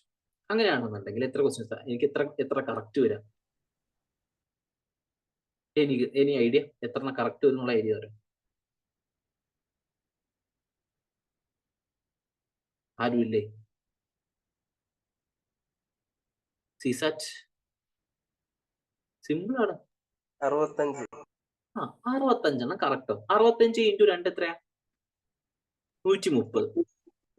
130. ഇനി മൈനസ് കുറയ്ക്കണമല്ലോ അല്ലെ? 130 25ന്റെ ഒരു 1/3 ആയിട്ട് കുറയ്ക്കണം. ദാറ്റ് മീൻസ് പോട്ടെ, നമ്മൾ റഫ്ലി കാൽക്കുലേറ്റ് ചെയ്യുകയാണെന്നുണ്ടെങ്കിൽ എനിക്ക് 8 ക്വസ്റ്റ്യന്റെ മാർക്ക് നഷ്ടപ്പെടും. 8 ക്വസ്റ്റ്യന്റെ മാർക്ക് നഷ്ടപ്പെടും അല്ലെ? അപ്പൊ 65ൽ നിന്ന് 8 കുറയ്ക്കുക. 65ൽ നിന്ന് 8 കുറച്ച് കഴിഞ്ഞാൽ 8 കുറയ്ക്കും. 8 കുറച്ച് കഴിഞ്ഞാൽ ബാക്കി എത്ര ഉള്ളത്? 57 അല്ലേ? 57 ഇൻറ്റു 2 എന്ന് പറഞ്ഞു കഴിഞ്ഞാൽ 114 മാർക്ക്. 114. നിങ്ങൾക്ക് എത്ര ഇനി എന്താ വേണ്ട? 114 മാർക്ക് പോരെ? ഇപ്പത്തെ കട്ട് ഓഫ് എത്ര? ഈ വർഷത്തെ കട്ട് ഓഫ്. ഇനി പോട്ടെ, നിങ്ങൾ 30 ക്വസ്റ്റ്യൻ തിരിച്ചു. 90ൽ നിന്ന് 30 കുറയ്ക്കാം. അപ്പൊ എത്രയായി? 60. 30 മാർക്കിൽ 10 മാർക്ക് നമ്മൾ എന്ത് ചെയ്യണം? അല്ല, 10 ക്വസ്റ്റ്യന്റെ മാർക്ക് നമ്മൾ ഡിഡക്ട് ചെയ്യണം. ദാറ്റ് മീൻസ് 50 എണ്ണം നമ്മൾ എഫക്റ്റീവ്ലി റൈറ്റ് ശരിയാക്കുന്നത്. അപ്പോൾ 100 മാർക്ക്. ഇതാണ് സ്ട്രാറ്റജി എന്ന് പറഞ്ഞു കഴിഞ്ഞാൽ. ഇത് സ്ട്രാറ്റജി എന്തിനാണെന്ന് വെച്ചാൽ, നമ്മളെ എക്സാം ഹാളിലേക്ക് കയറുന്ന സമയത്ത് നമ്മുടെ മേലില് പ്ലേ ചെയ്യുന്ന കുറച്ച് കാര്യങ്ങളുണ്ട്. ഒന്നാണ് നമ്മുടെ ഫിയർ, എക്സാമിനോടുള്ള ഫിയർ, ടൈമിനോടുള്ള നമ്മുടെ പ്രഷർ, പിന്നെ ബാക്കിയുള്ള ഫിസിക്കൽ എക്സ്റ്റേണൽ ഫാമിലി പ്രഷർ, നമുക്ക് ഉറക്കം കിട്ടാത്ത പ്രഷർ, ഇങ്ങനത്തെ ഒരുപാട് കാര്യങ്ങൾ ഉണ്ടായിരിക്കും. ഈ പ്രഷറിനൊക്കെ മാനേജ് ചെയ്യാനുള്ള ഒരു വഴിയാണ് ഇങ്ങനെ ചിന്തിക്കുക എന്നുള്ളത്. ഞാൻ 30 എണ്ണം എനിക്ക് തെറ്റിച്ചാൽ പോലും ഞാൻ ഈ എക്സാം ക്ലിയർ ചെയ്യും. So why not? എനിക്കൊരു ക്വസ്റ്റ്യൻ കിട്ടിയില്ല, ഞാനിത് ആ 30 ഒന്നാക്കി കൂട്ടും, ബാക്കി 29 വീണ്ടും എനിക്ക് തെറ്റിക്കാം. ഇപ്പൊ ഇത് പറയണ സമയത്ത് ഇങ്ങനെ ചിന്തിക്കുമ്പോ എന്താ കിട്ടുക എന്ന് പറയുന്നത് നിങ്ങൾക്ക്? ഇങ്ങനെ ചിന്തിക്കുമ്പോ സമയത്ത് നമ്മുടെ മൈൻഡ് കുറച്ചും കൂടി ഓപ്പൺ ആവും. ഈ മൈൻഡ് ഓപ്പൺ ആവുമ്പോഴാണ് നമ്മൾ മുമ്പ് പഠിച്ച ബേസിക് ആയിട്ടുള്ള കാര്യങ്ങളുണ്ട്, ആ ബേസിക് ആയിട്ടുള്ള കാര്യങ്ങൾ ഇങ്ങനെ കണക്ട് ചെയ്ത് നമുക്കൊരു ക്വസ്റ്റ്യൻ സോൾവ് ചെയ്യാൻ പറ്റും. അപ്പോ ഇപ്പൊ നിങ്ങളോട് ചോദിച്ച കാര്യങ്ങൾ വളരെ സർഫേസ് ലെവൽ എന്നുള്ള ക്വസ്റ്റ്യൻ ആയിരിക്കും, പക്ഷെ അതിന്റെ ഏറ്റവും താഴെ കിടക്കുന്ന കുറച്ച് കോൺസെപ്റ്റുകൾ ഇതിന്റെ പിന്നിലുണ്ടാവും. UPSC ചോദിക്കുന്ന കാര്യം ഭയങ്കര കണക്റ്റഡ് ആയിട്ടുള്ള കാര്യങ്ങളായിരിക്കും ചോദിക്കുക. അതിന്റെ താഴെ കുറച്ച് കോൺസെപ്റ്റുകൾ ഉണ്ടായിരിക്കും. ഈ കോൺസെപ്റ്റ് നമുക്കറിയാം, പക്ഷെ ഈ കോൺസെപ്റ്റ് ഉപയോഗിച്ചിട്ട് വേണം നമ്മൾ ആ ക്വസ്റ്റ്യൻ ഒക്കെ ചെയ്യാൻ. ഇപ്പൊ ബോർഡ് ഉണ്ട് തന്നെ ചെയ്ത് കാണിച്ചത് എങ്ങനെയാണ് ക്വസ്റ്റ്യൻസ് വരുന്നത്, അതെങ്ങനെയാണ് കണക്ട് ചെയ്യുന്നത്. അപ്പൊ ഈ കോൺസെപ്റ്റ് ഉപയോഗിക്കണം എന്നുണ്ടെങ്കിൽ നമുക്ക് ഭയങ്കര ഫ്രീ മൈൻഡ് വേണം. അപ്പൊ ഞാൻ പറഞ്ഞു വന്നത് ഇതാണ് അടുത്ത സ്ട്രാറ്റജി. അപ്പൊ പിള്ളേര് സാധാരണഗതിയിൽ ടെസ്റ്റ് സീരീസ് ചെയ്യൂല. ഈ ടെസ്റ്റ് സീരീസ് ചെയ്യാത്തത് കൊണ്ടുള്ള പ്രശ്നമാണ്. അപ്പൊ ഞാൻ 2 ടൈപ്പ് ഓഫ് ആൾക്കാരെ പറഞ്ഞു. ഒന്ന് ടെസ്റ്റ് സീരീസ് ചെയ്യാത്ത ആൾക്കാർ, രണ്ടാമത്തെ ആൾക്കാർ ടെസ്റ്റ് സീരീസ് ചെയ്യും, അവരൊറ്റ പേപ്പർ കൊണ്ട് അന്നത്തെ ദിവസം മുഴുവൻ തീർക്കുന്ന ആൾക്കാർ. അതല്ല അവിടുത്തെ വഴി എന്നുള്ളത്. നിങ്ങൾ ഫോക്കസ് ചെയ്യുന്ന സമയത്ത് നിങ്ങൾ ഒരു എക്സാം പേപ്പർ എടുക്കുക, പേപ്പർ എടുത്തിട്ട് 100 ക്വസ്റ്റ്യൻസ് ഉണ്ടാവുക, 100 ക്വസ്റ്റ്യൻസ് നിങ്ങൾ തീർക്കുക. 100 ക്വസ്റ്റ്യൻസ് തീർത്തിട്ട് ചില സമയത്ത് നമ്മൾ ഗസ് അടിക്കും, ഭയങ്കര വൈൽഡ് ഗസ് ഒക്കെ അടിച്ചിട്ട് നമ്മൾ അത് ശരിയായി കിട്ടും. പക്ഷെ നിങ്ങൾ പേപ്പർ നോക്കുന്ന സമയത്ത് ശരിയായതിന് നിങ്ങൾ നോക്കണമെന്നില്ല, ശരിയായതിന്റെ ആൻസർ നിങ്ങൾ നോക്കണമെന്നില്ല, ആൻസർ നോക്കി നിങ്ങൾ എഴുതി വെക്കണമെന്നില്ല, തെറ്റിയതിന്റെ ആൻസർ നിങ്ങൾ നോക്കണം. അപ്പൊ ഇനീഷ്യലി നമ്മളൊരു ആദ്യ ഘട്ടത്തിൽ നമുക്ക് എത്ര മാർക്ക് കിട്ടുക എന്ന് വെച്ചാൽ നമുക്ക് ചിലപ്പോൾ 20 മാർക്ക് കിട്ടും, 10 മാർക്കൊക്കെ കിട്ടും. സെയിം ടു മീ, എനിക്കും അത് തന്നെയായിരുന്നു. 10ഉം 20ഉം മാർക്കൊക്കെ കിട്ടിയിട്ടുണ്ടായിരുന്നു. ഇത് ഇനീഷ്യലി തുടക്ക സമയത്ത് നമുക്ക് കുറച്ച് എഫേർട്ട് ഇടുന്ന സമയത്ത് ഈ 10ഉം 20ഉം പെട്ടെന്ന് നമ്മൾ 60ലേക്ക് എത്തും. നമ്മളൊരു 1 പ്രാവശ്യം 2 പ്രാവശ്യം റിവിഷൻ ചെയ്യുന്ന സമയത്ത് നമ്മൾ 60ലേക്ക് എത്തും. പിന്നെ നമ്മൾ റിവിഷൻ ഒരു 3-4 തവണ നമ്മൾ റിവൈസ് ചെയ്ത് കഴിഞ്ഞാൽ ആ 60 എന്നുള്ളത് ഒരു 90ലേക്കൊക്കെ എത്തും. പക്ഷെ അവിടുന്ന് പിന്നെ ഇമ്പ്രൂവ് ചെയ്യാനാണ് നമുക്ക് ബുദ്ധിമുട്ട്. അതിന് നമ്മൾ ഇപ്പോഴത്തെ ഒരു ഡബിൾ എഫേർട്ട് നമ്മൾ വീണ്ടും ഉണ്ട്, എങ്കിലേ പിന്നെ ആ 90ൽ നിന്ന് മാർക്ക് ഇമ്പ്രൂവ് ചെയ്യാൻ പറ്റുള്ളൂ. അത് ലെവൽ ഓഫ് നോളജ് അനുസരിച്ച് അങ്ങനെ ചേഞ്ച് ചെയ്യും. ഞാൻ പറഞ്ഞു വന്നത്, അപ്പൊ നിങ്ങൾ ഒരു ക്വസ്റ്റ്യൻസ് എടുക്കുന്ന സമയത്ത് അപ്പോൾ എങ്ങനെ ഡീൽ ചെയ്യണമെന്ന് ചോദിച്ചു കഴിഞ്ഞാൽ, ഇപ്പൊ നമ്മൾ അറിയണത് പറ്റി നമ്മൾ നോക്കേണ്ടതില്ല, അറിയണം നമ്മൾ വിട്ടേക്കാം. കാരണം ഇതിപ്പോ ഈവൻ നിങ്ങൾക്ക് അറിയില്ലെങ്കിൽ പോലും പിന്നീട് ആ ക്വസ്റ്റ്യനുകൾ തെറ്റിക്കും, അപ്പൊ നിങ്ങൾ വീണ്ടും അതിലേക്ക് എത്തുന്നുള്ള തിങ്കിങ് ഉണ്ടല്ലോ, അത് വെച്ചിട്ട് നിങ്ങൾ ശരിയാക്കിയ ക്വസ്റ്റ്യൻസ് വിടാം. ശരിയാക്കി എന്ന് പറഞ്ഞു കഴിഞ്ഞാൽ നിങ്ങൾ അറിഞ്ഞിട്ട് ശരിയാക്കിയ ക്വസ്റ്റ്യൻസ് ആണ്, ഗസ് അടിച്ച് ശരിയാക്കിയ ക്വസ്റ്റ്യൻസ് അല്ല. അപ്പൊ നിങ്ങൾ ഗസ് അടിച്ച് ശരിയാക്കിയ ക്വസ്റ്റ്യൻസ് ഉണ്ടാവുമല്ലോ, അപ്പൊ അവിടെ എത്തുന്ന സമയത്ത് നിങ്ങൾ ചിന്തിക്കുക, ഇത് എന്തുകൊണ്ടാണ് ശരിയായത്, ഞാൻ എന്ത് ഗസ് അടിച്ചിട്ടാണ് ഇത് ശരിയായത്, മനസ്സിലായോ? ഇത് എന്ത് ഗസ് അടിച്ചിട്ടാണ് ഞാൻ ശരിയാക്കിയത്. തെറ്റുള്ള ക്വസ്റ്റ്യൻ എത്തുന്ന സമയത്ത് നിങ്ങൾ ചിന്തിക്കേണ്ടത് എന്തുകൊണ്ടാണ് തെറ്റിയത്, ഞാൻ ഇവിടെ എന്താണ് ചിന്തിച്ചത്. ഫോർ എക്സാമ്പിൾ, നിങ്ങൾക്ക് ഗ്രീൻ വാഷിംഗ് എന്നുള്ള ഐഡിയ വന്നത്, ഞാൻ ഈ ഗ്രീൻ വാഷിംഗ് കുറിച്ച് എന്താണ് ചിന്തിച്ചത്, ഈ ചിന്തിച്ചത് തെറ്റിയത് കൊണ്ടാണോ ഞാൻ ആൻസർ തെറ്റിച്ചത്, അല്ലെങ്കിൽ ഇതിന്റെ കോൺസെപ്റ്റൽ ക്ലാരിറ്റി ഉണ്ട്, പിന്നെ എവിടെയാണ് ചിലപ്പോൾ ഞാൻ ആൻസർ ടിക്ക് ചെയ്യണത് തെറ്റിയതായിരിക്കും, ചിലപ്പോൾ ഞാൻ വായിച്ചതിൽ തെറ്റിച്ചതായിരിക്കും. അപ്പൊ നിങ്ങളുടെ പ്രശ്നം നിങ്ങൾ ഐഡന്റിഫൈ ചെയ്യലാണ് അവിടുത്തെ. നിങ്ങൾ പ്രോബ്ലം സോൾവിങ്, പ്രശ്നം ഐഡന്റിഫൈ ചെയ്യുക, പ്രോബ്ലം ഐഡന്റിഫൈ ചെയ്യലാണ് നിങ്ങൾ ടെസ്റ്റ് സീരീസിൽ ചെയ്യേണ്ടത്. ഇപ്പൊ പ്രോബ്ലം ഐഡന്റിഫൈ ചെയ്യുന്ന സമയത്ത് നിങ്ങൾ ഏത് ഭാഗത്താണ് നിങ്ങൾക്ക് ലാക്ക് ഓഫ് നോളജ് ഉണ്ട് നിങ്ങൾ ഐഡന്റിഫൈ ചെയ്യണം, എന്നിട്ട് അത് ഫില്ല് ചെയ്യണം. അതൊരു വഴി. രണ്ടാമത്, നിങ്ങൾ ഉപയോഗിച്ച സ്ട്രാറ്റജി നിങ്ങൾ തെറ്റാണെന്നുണ്ടെങ്കിൽ ആ സ്ട്രാറ്റജി എന്തുകൊണ്ട് പിഴച്ചു, എവിടെയാണ് പിഴച്ച് നിങ്ങൾ ഐഡന്റിഫൈ ചെയ്യണം, എന്നിട്ട് അത് തിരുത്താൻ വേണ്ടി ശ്രമിക്കണം. പിന്നെ പലപ്പോഴും നമ്മൾ ഇത് ആൻസർ പേപ്പർ നമുക്ക് റിവൈസ് ചെയ്യണമല്ലോ, അപ്പൊ സാധാരണഗതിയിൽ നോട്ടൊന്നും ഉണ്ടാക്കണമെന്നില്ല. നിങ്ങൾക്ക് എല്ലായിടത്തും ഫോൺ ഉണ്ട്, സ്ക്രീൻ സ്പ്ലിറ്റ് ചെയ്യാൻ പറ്റുമോ, ജസ്റ്റ് സ്ക്രീൻഷോട്ട് എടുത്തിട്ട് കീപ്പ് ചെയ്ത് വെച്ചാൽ മതി, അണ്ടർലൈൻ ചെയ്തിടാം. ഇപ്പോഴത്തെ കാലത്ത് അണ്ടർലൈൻ ചെയ്യുമ്പോൾ എളുപ്പമല്ലേ, അങ്ങനെ ചെയ്ത് വെച്ചാൽ മതി. ഇപ്പം നിങ്ങൾ ഫിസിക്കൽ ഹാർഡ് കോപ്പിയാണ് യൂസ് ചെയ്യുന്നതെങ്കിൽ ഫോൺ എടുക്കുക, ഫോട്ടോ എടുക്കുക, ദാറ്റ്സ് ഓൾ. അല്ലാതെ ഇത് നിങ്ങൾ പെന്നും പേപ്പർ എടുത്ത് എഴുതുകയാണെന്നുണ്ടെങ്കിൽ എത്ര സമയം നിങ്ങൾ ഇത് ചെയ്യും, വേസ്റ്റ് ചെയ്യും. അപ്പൊ കുറച്ചും കൂടി തിങ്ക് ചെയ്യുക, ടെക്നോളജി യൂസ് ചെയ്യുക, എന്നിട്ട് ടൈം സേവ് ചെയ്യുക എന്നുള്ളതാണ്. അപ്പൊ നമ്മൾ ഒരു 2 മണിക്കൂർ കൊണ്ട് ടെസ്റ്റ് സീരീസ് കഴിഞ്ഞാൽ ഒരു 1 മണിക്കൂർ 1.5 മണിക്കൂറിനുള്ളിൽ അതിന്റെ അനലൈസിസും അതിന്റെ കാര്യങ്ങളും നോക്കി തീർത്ത് അടുത്ത പരിപാടിക്ക് നോക്കണം. ഈ ടെസ്റ്റ് സീരീസ് കിട്ടുന്ന സമയത്ത് നിങ്ങൾ മാർക്കറ്റിൽ അവൈലബിൾ ആയിട്ടുള്ള എല്ലാ ടെസ്റ്റ് സീരീസ് യൂസ് ചെയ്യണം. നിങ്ങൾ ഒരു സബ്സ്ക്രൈബ് ചെയ്യണം, ഞാൻ ഏതെങ്കിലും ടെസ്റ്റ് സീരീസ് സബ്സ്ക്രൈബ് ചെയ്യണമെന്ന് ഞാൻ പറയില്ല. മാർക്കറ്റിൽ അവൈലബിൾ ആയിട്ടുള്ള ഫ്രീ ആയിട്ട് നിങ്ങൾക്ക് കണ്ടന്റ് അവൈലബിൾ ആണ്. ഫ്രീ ആയിട്ട് മീൻസ് അതൊന്നും ഫ്രീ ആയിട്ട് കിട്ടിയ കാര്യങ്ങളല്ല, പക്ഷെ നിങ്ങൾക്ക് ഫ്രീ ആയിട്ട് കിട്ടും. ഞാൻ അതിനെ പ്രോത്സാഹിപ്പിക്കുന്നില്ല. പക്ഷെ ഫ്രീ ആയിട്ട് കിട്ടും. മാർക്കറ്റിൽ കിട്ടും. നിങ്ങൾക്ക് കിട്ടുമെങ്കിൽ നിങ്ങൾ അത് യൂസ് ചെയ്യാം. അപ്പൊ ഞാനതിന് അങ്ങനത്തെ പൈറസി ചെയ്യാൻ പ്രോത്സാഹിപ്പിക്കുന്നില്ല. പക്ഷെ നമ്മളൊക്കെ യുപിഎസ്സി പ്രിപ്പയർ ചെയ്യുന്ന സമയത്ത് നമ്മളെല്ലാവരും യൂസ് ചെയ്തപ്പോൾ നമുക്ക് എല്ലാവർക്കും ഒരു വലിയ ഹ്യൂജ് എമൗണ്ട് ഒന്നും നമുക്ക് മുടക്കാൻ പറ്റില്ല.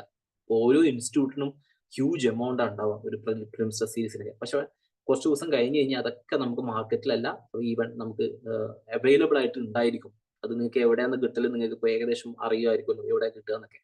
അപ്പൊ അവിടെ നിന്നൊക്കെ ആക്സസ് ചെയ്തിട്ട് ഇത് ചെയ്യുക. ഈവൻ പ്രിന്റ് ഔട്ട് എടുക്കണമെന്നില്ല. നിങ്ങൾക്ക് ടാബോ വല്ല ലാപ്ടോപ്പോ ഫോണോ ഉണ്ടെന്നുണ്ടെങ്കിൽ പ്രിന്റ് ഔട്ട് എടുക്കണമെന്നില്ല. നിങ്ങളൊരു പേപ്പർ എടുത്തിട്ട് 100 വരെ എഴുതിയിട്ട് ഇങ്ങനെ ഇത് ചെയ്താലും മതി. ഇത് ഡെയിലി ചെയ്തുകൊണ്ടിരിക്കുക.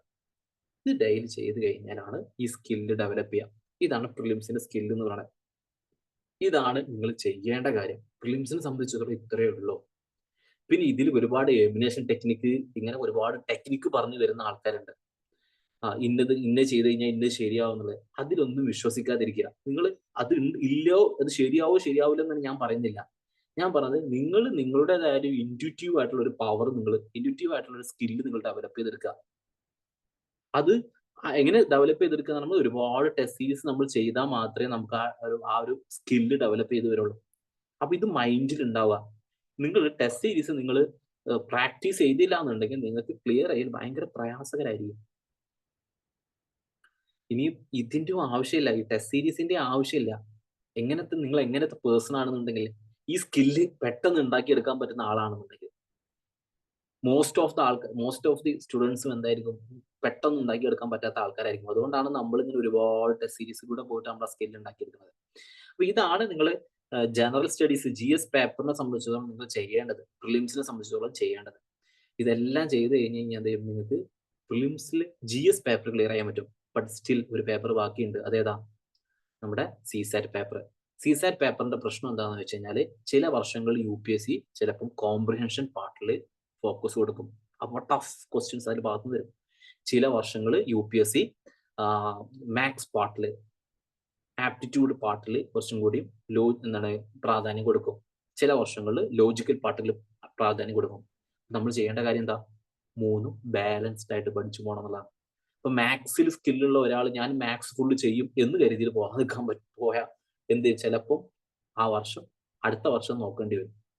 അപ്പൊ നമ്മൾ എല്ലാ ഏരിയയിലും നമ്മൾ ഫോക്കസ് ചെയ്യണം. കോംപ്രിഹെൻഷൻ പാർട്ടിൽ ഫോക്കസ് ചെയ്യണം, ആപ്റ്റിറ്റ്യൂഡ് പാർട്ടിൽ ഫോക്കസ് ചെയ്യണം, ലോജിക് പാർട്ടിൽ ഫോക്കസ് ചെയ്യണം. ഇപ്പൊ മാത്സ് സ്കിൽ ഇല്ലാത്ത ആൾക്കാർ എന്താ ചെയ്യേണ്ടതെന്ന് വെച്ചിട്ടുണ്ടെങ്കിൽ, PSCയുടെ ഒരുപാട് വീഡിയോസ് അവൈലബിൾ ആയിരിക്കും യൂട്യൂബിൽ. അതാണ് ബേസിക് ആയിട്ട് നമുക്ക് കിട്ടേണ്ട കാര്യം.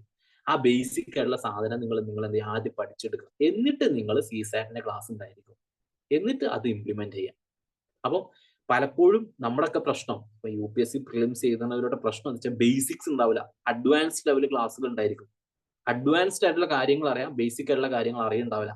നമ്മൾ എന്താ ചെയ്യേണ്ടത്? ആദ്യം ബേസിക് ആയിട്ടുള്ള കാര്യങ്ങൾ പഠിച്ചിട്ട് നമ്മൾ അഡ്വാൻസ്ഡ് ലെവലിലേക്ക് പോകുക എന്നുള്ളതാണ്. പക്ഷെ ഇതിന് ടൈം എടുക്കാനും പാടില്ല. അവിടെയാണ് നമ്മൾ ടൈം മാനേജ്മെന്റ് കാര്യങ്ങൾ വരുന്നത്. അപ്പം അത് നിങ്ങൾ എന്ത് ചെയ്യണം? ശ്രദ്ധിക്കണം എന്നുള്ളതാണ്. അതിലും നിങ്ങൾ ടെസ്റ്റ് സീരീസ് ചെയ്തിരിക്കണം. CSAT നിങ്ങൾ ചുമ്മാ എനിക്കിത് കിട്ടുന്നുണ്ടെന്ന് മൈൻഡിൽ ഇങ്ങനെ ചെയ്തൊരു കാര്യം ഉണ്ടാവില്ല. നിങ്ങൾ പെന്നും പേപ്പറും എടുത്തിട്ട് ഇരുന്ന് ചെയ്താലേ നിങ്ങൾക്ക് വരുന്നുണ്ടോ എന്നുള്ളത് പറയാൻ പറ്റുള്ളൂ. ഈവൻ വരുന്നുണ്ട് 5 മിനിറ്റ് ചെയ്യുന്ന കാര്യമാണ് അത് 2 മിനിറ്റ് 1.5 മിനിറ്റിലേക്ക് നിങ്ങൾ ചുരുക്കി കൊണ്ടുവരണം. അപ്പൊ അതും കാര്യം ചെയ്യണം. പിന്നെ നിങ്ങൾ CSATനെ സംബന്ധിച്ചിടത്തോളം നിങ്ങൾ അധികം ക്വസ്റ്റ്യൻസ് പേടിക്കേണ്ട ആവശ്യമില്ല. നിങ്ങളൊരു 55 ക്വസ്റ്റ്യൻസ് ചെയ്താൽ മതി. 55 ക്വസ്റ്റ്യൻസ് നിങ്ങൾ ഒരു 35, ഒരു മോർ ദാൻ 35ന്റെയും 40 ക്വസ്റ്റ്യൻസിന്റെ മേലെ നിങ്ങൾ ക്ലിയർ ചെയ്താൽ തന്നെ നിങ്ങൾ CSAT ക്ലിയർ ചെയ്ത് പോകും. ഇത്രേ നിങ്ങൾ ശ്രദ്ധിക്കേണ്ടുള്ളൂ. CSATും പ്രിലിംസും ക്ലിയർ ചെയ്ത് കഴിഞ്ഞാൽ പിന്നെ നിങ്ങൾക്ക് മെയിൻസ് ചെയ്താം. മെയിൻസിലേക്കാണ് പിന്നെ നമ്മുടെ പ്രധാനപ്പെട്ട അടുത്ത ഘട്ടം എന്ന് പറയുന്നത്. അതാണ് നമ്മുടെ കുറച്ചും കൂടി ഡിറ്റർമൈനിങ് ആയിട്ടുള്ള ഘട്ടം എന്ന് പറഞ്ഞാൽ, ഞാൻ പ്രിലിംസ് ഡിറ്റർമൈനിങ് ആയിട്ടുള്ള ഘട്ടം അല്ല എന്നല്ല പറഞ്ഞു. ഇത് ക്ലിയർ ചെയ്താലേ അത് എഴുതാൻ പറ്റുള്ളൂ എന്നുള്ള യാഥാർത്ഥ്യബോധം നിങ്ങൾക്ക് എനിക്കുണ്ടല്ലോ. അപ്പൊ ഇതാണ് നമ്മൾ പ്രിലിംസിൽ ചെയ്യേണ്ടത്. പ്രിലിംസിനെ എങ്ങനെ പഠിക്കണം എന്നുള്ളത്, പ്രിലിംസിന്റെ പേപ്പേഴ്സ് എങ്ങനെ നമ്മൾ നമ്മൾ എങ്ങനെ അപ്രോച്ച് ചെയ്യണം എന്നുള്ള രീതി ഇതാണ്. ഇനി നിങ്ങൾക്ക് സംശയങ്ങൾ ഉണ്ടെങ്കിൽ ചോദിക്കാം, ഞാൻ അതിനനുസരിച്ച് പറയാം.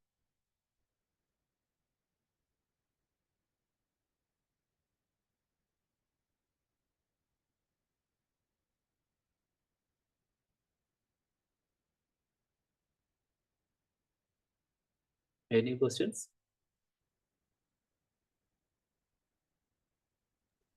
Hello sir. പറയാം. ഞാനൊരു 2-3 വർഷമായിട്ട് ഇപ്പൊ പ്രിപ്പയർ ചെയ്യുന്നുണ്ട്. ആ അപ്പൊ ഇപ്പൊ നേരിടുന്ന ഒരു പ്രശ്നം എന്താ വെച്ചാല് നമ്മൾ വായിച്ച മെറ്റീരിയൽ തന്നെ വായിക്കുമ്പോൾ കൂടുതൽ സമയം എടുക്കുന്നുണ്ട് മുന്നേ വായിച്ചതിനായിട്ടും. അതായത് കുറച്ച് ബോറിംഗ് ആയി തോന്നുമ്പോൾ പിന്നെ പെട്ടെന്ന് വായിച്ച് തീർക്കാൻ പറ്റുന്നില്ല. അതുപോലെ തന്നെ ഏഹ്, അതേസമയം ടെസ്റ്റ് എടുക്കുമ്പോൾ അതൊന്നും തെറ്റുന്നുണ്ട്. അപ്പോൾ ഒരു മടുപ്പ് ഫീലിംഗ് മാനേജ് ചെയ്യാൻ എന്തെങ്കിലും സാർ ഉപയോഗിച്ചിരുന്നെങ്കിൽ അതിനെന്തെങ്കിലും വഴിയുണ്ടോ? എടാ, മടുപ്പ് എന്ന് പറഞ്ഞാലേ ഇപ്പം ബേസിക്കലി ഞാൻ പറയാം, ഇപ്പം നമ്മളൊരു എക്സാം പൊട്ടി അടുത്ത എക്സാം വീണ്ടും പ്രിപ്പയർ ചെയ്യുന്ന സെയിം ബുക്കിനെ എടുത്ത് വായിക്കുന്ന സമയത്ത് നല്ല മടുപ്പുണ്ടായിരുന്നു. എന്താ ചെയ്യേണ്ടതെന്ന് വെച്ച് കഴിഞ്ഞാല് നിനക്ക് എവിടെ എത്തേണ്ടതെന്നുള്ളത് നോക്കാം. ഇപ്പം ഞാൻ പറയല്ലോ, ഒരു 3-4 അറ്റംപ്റ്റ് എടുത്തു കഴിഞ്ഞാലും സിവിൽ സർവീസ് നിങ്ങൾക്ക് വേർത്താണ്. സിവിൽ സർവീസ് നിങ്ങൾക്ക് വേർത്താണ് മീൻസ് അതിന്റെ നിങ്ങൾക്ക് കിട്ടുന്ന ട്രെയിനിങ് എന്ന് പറയുന്നത് ഭയങ്കര വേർത്തായിട്ടുള്ള കാര്യമാണ്. നിങ്ങൾ ലബാസ്നിൽ പോകും. ലബാസ്നയിൽ നിങ്ങൾക്ക് എല്ലാ വിധത്തിലുള്ള ട്രെയിനിങ്ങും ഉണ്ടായിരിക്കും.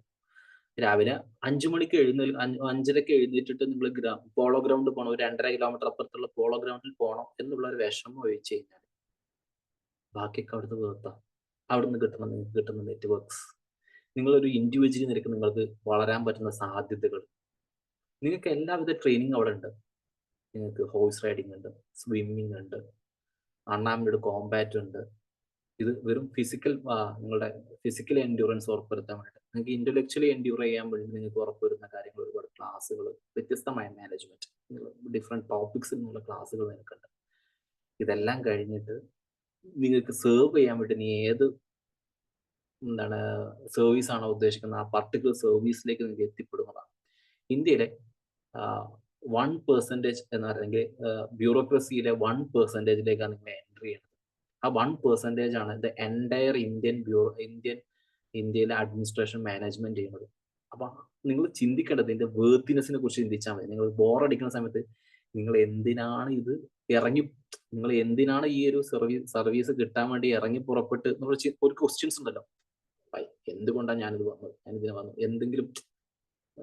എന്തെങ്കിലും റീസൺ, ഒരു പർട്ടിക്കുലർ റീസൺ നിങ്ങളെ മോട്ടിവേറ്റ് ചെയ്യുന്ന ഒരു ഘടകം ഉണ്ടായിരിക്കുമല്ലോ, അത് ചിന്തിച്ചാൽ മതി. പിന്നെ ഒരേ ടോപ്പിക് പഠിക്കുന്ന സമയത്തുള്ള പ്രശ്നം എന്ന് വെച്ചാൽ നിങ്ങൾ എന്താ വെച്ചാൽ ഒരു 2-3 സബ്ജക്ട് ഒരേ സമയം പഠിക്കാം. അപ്പൊ നിങ്ങൾക്ക് ഒരു ഹിസ്റ്ററി നിങ്ങൾ ഒരു 1/2 മണിക്കൂർ പഠിച്ച് നിങ്ങൾക്ക് ബോറടിച്ച് പൊളിറ്റി എടുത്ത് പഠിക്കാം. 1/2 മണിക്കൂർ പഠിക്കുന്നു, അത് ബോറടിച്ച് അടുത്ത ടോപ്പിക് എടുത്ത് പഠിക്കാം, വീണ്ടും ഇതിലേക്ക് മടങ്ങി വരാം, എന്നിട്ട് ഇത് കണ്ടിന്യൂ ചെയ്യും. ഒരേ ടൈം നിങ്ങൾ മൾട്ടിപ്പിൾ സബ്ജക്ട്, നിങ്ങൾക്ക് ഇങ്ങനെ ബോറിംഗ് ഉണ്ട്, മൾട്ടിപ്പിൾ സബ്ജക്ട് എടുക്കുക, അത് പഠിക്കാം. ഇനി നിങ്ങൾ ഒരേ പുസ്തകമാണ് മടുത്ത്, നിങ്ങൾ 3-4 പ്രാവശ്യം വായിച്ചത് മടുത്തുന്നുണ്ടെങ്കിൽ വേറൊരു പുസ്തകം നിങ്ങൾ എടുക്കുക. പുതുതായിട്ട് ഒരു പുസ്തകം എടുത്ത്, പുതുതായിട്ട് സെയിം കണ്ടന്റ് തന്നെ എല്ലാത്തിലും ഉണ്ടാവുക, അതെടുത്ത് വായിക്കുക എന്നുള്ളതാണ്. ഇനി ഞാൻ ഇപ്പൊ അതിനെ റെക്കമെൻഡ് ചെയ്യില്ല, ഈ ടൈമിൽ ഞാൻ നിങ്ങൾക്ക് അതിനെ റെക്കമെൻഡ് ചെയ്യില്ല. പക്ഷെ നിങ്ങൾക്ക് മുമ്പ് ചെയ്യാവുന്ന ഒരു കാര്യമായിരുന്നു. ഇനി നിങ്ങളുടെ പ്രശ്നം എന്താ വെച്ചാൽ നിങ്ങൾ തെറ്റിക്കുന്നുണ്ട് എന്നാണ്. അപ്പൊ 3-4 അറ്റംപ്റ്റ് ആയിട്ട് നിങ്ങളുടെ പ്രശ്നം എവിടെയാണ് നിങ്ങൾ ഐഡന്റിഫൈ ചെയ്തിട്ടില്ല. നിങ്ങളുടെ പ്രശ്നം മീൻസ് നിങ്ങൾക്ക് ഏതൊക്കെ ഭാഗത്ത് നിങ്ങൾക്ക് ക്ലാരിറ്റി ഇല്ല എന്നുള്ളത് നിങ്ങൾ ഇപ്പോഴും ഐഡന്റിഫൈ ചെയ്തിട്ടില്ല എന്നാണ് നിങ്ങളുടെ പ്രശ്നം.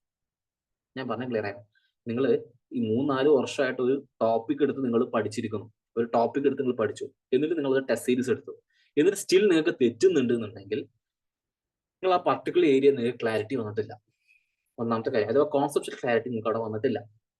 രണ്ടാമത്തെ കാര്യം, നിങ്ങൾ അത് മര്യാദക്ക് വായിച്ചിട്ടില്ല. അപ്പൊ നിങ്ങൾ ചെയ്യേണ്ടത് എന്റെ പ്രശ്നം എവിടെയാണ് ഐഡന്റിഫൈ ചെയ്യലാണ്. ഒന്ന്, ഞാൻ ക്വസ്റ്റ്യൻസ് ചെയ്യുന്നിടത്താണോ പ്രശ്നം നിങ്ങൾ ഐഡന്റിഫൈ ചെയ്യാം. അപ്പൊ നിങ്ങൾ എന്റെ സ്ട്രാറ്റജി ആണോ പ്രശ്നം നിങ്ങൾ ഐഡന്റിഫൈ ചെയ്യാം. രണ്ടാമത്, അതല്ല എന്റെ പ്രശ്നം എന്നുണ്ടെന്നുണ്ടെങ്കിൽ നിങ്ങൾ ആ നോളജ് ഗ്യാപ്പ് ഉണ്ടല്ലോ, ആ ഗ്യാപ്പ് ഫില്ല് ചെയ്യാൻ വേണ്ടി ശ്രമിക്കാം. ഇതാ ചെയ്യേണ്ടത്. അതാ നിങ്ങൾ പർട്ടിക്കുലർ എനിക്ക് ഈ ഒരു ചെറിയ സംസാരത്തിന് മനസ്സിലായത്. ഓക്കെ, അടുത്ത ക്വസ്റ്റ്യൻ.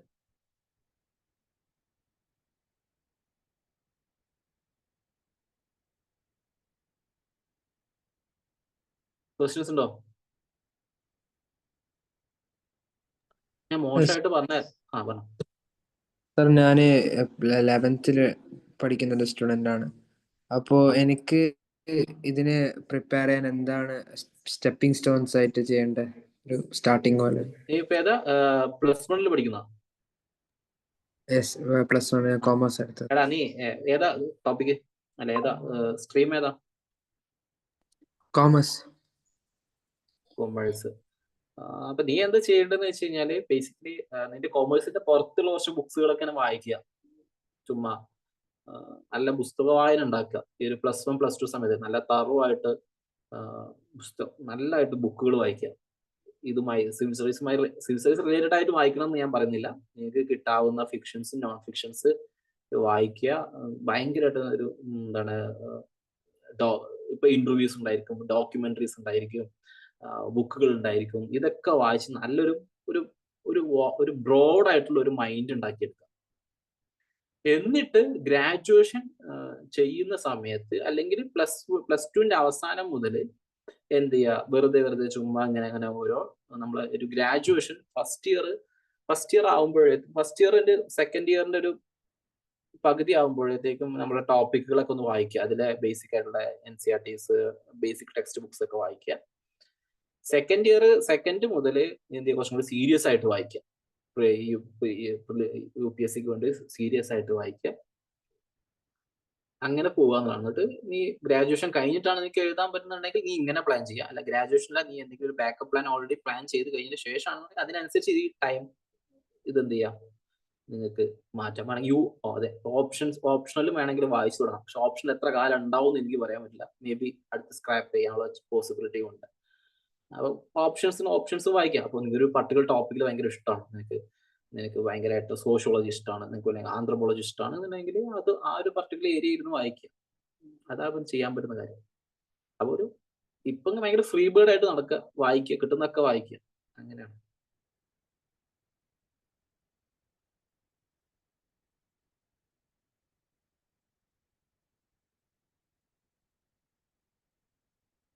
Any questions, Shafi?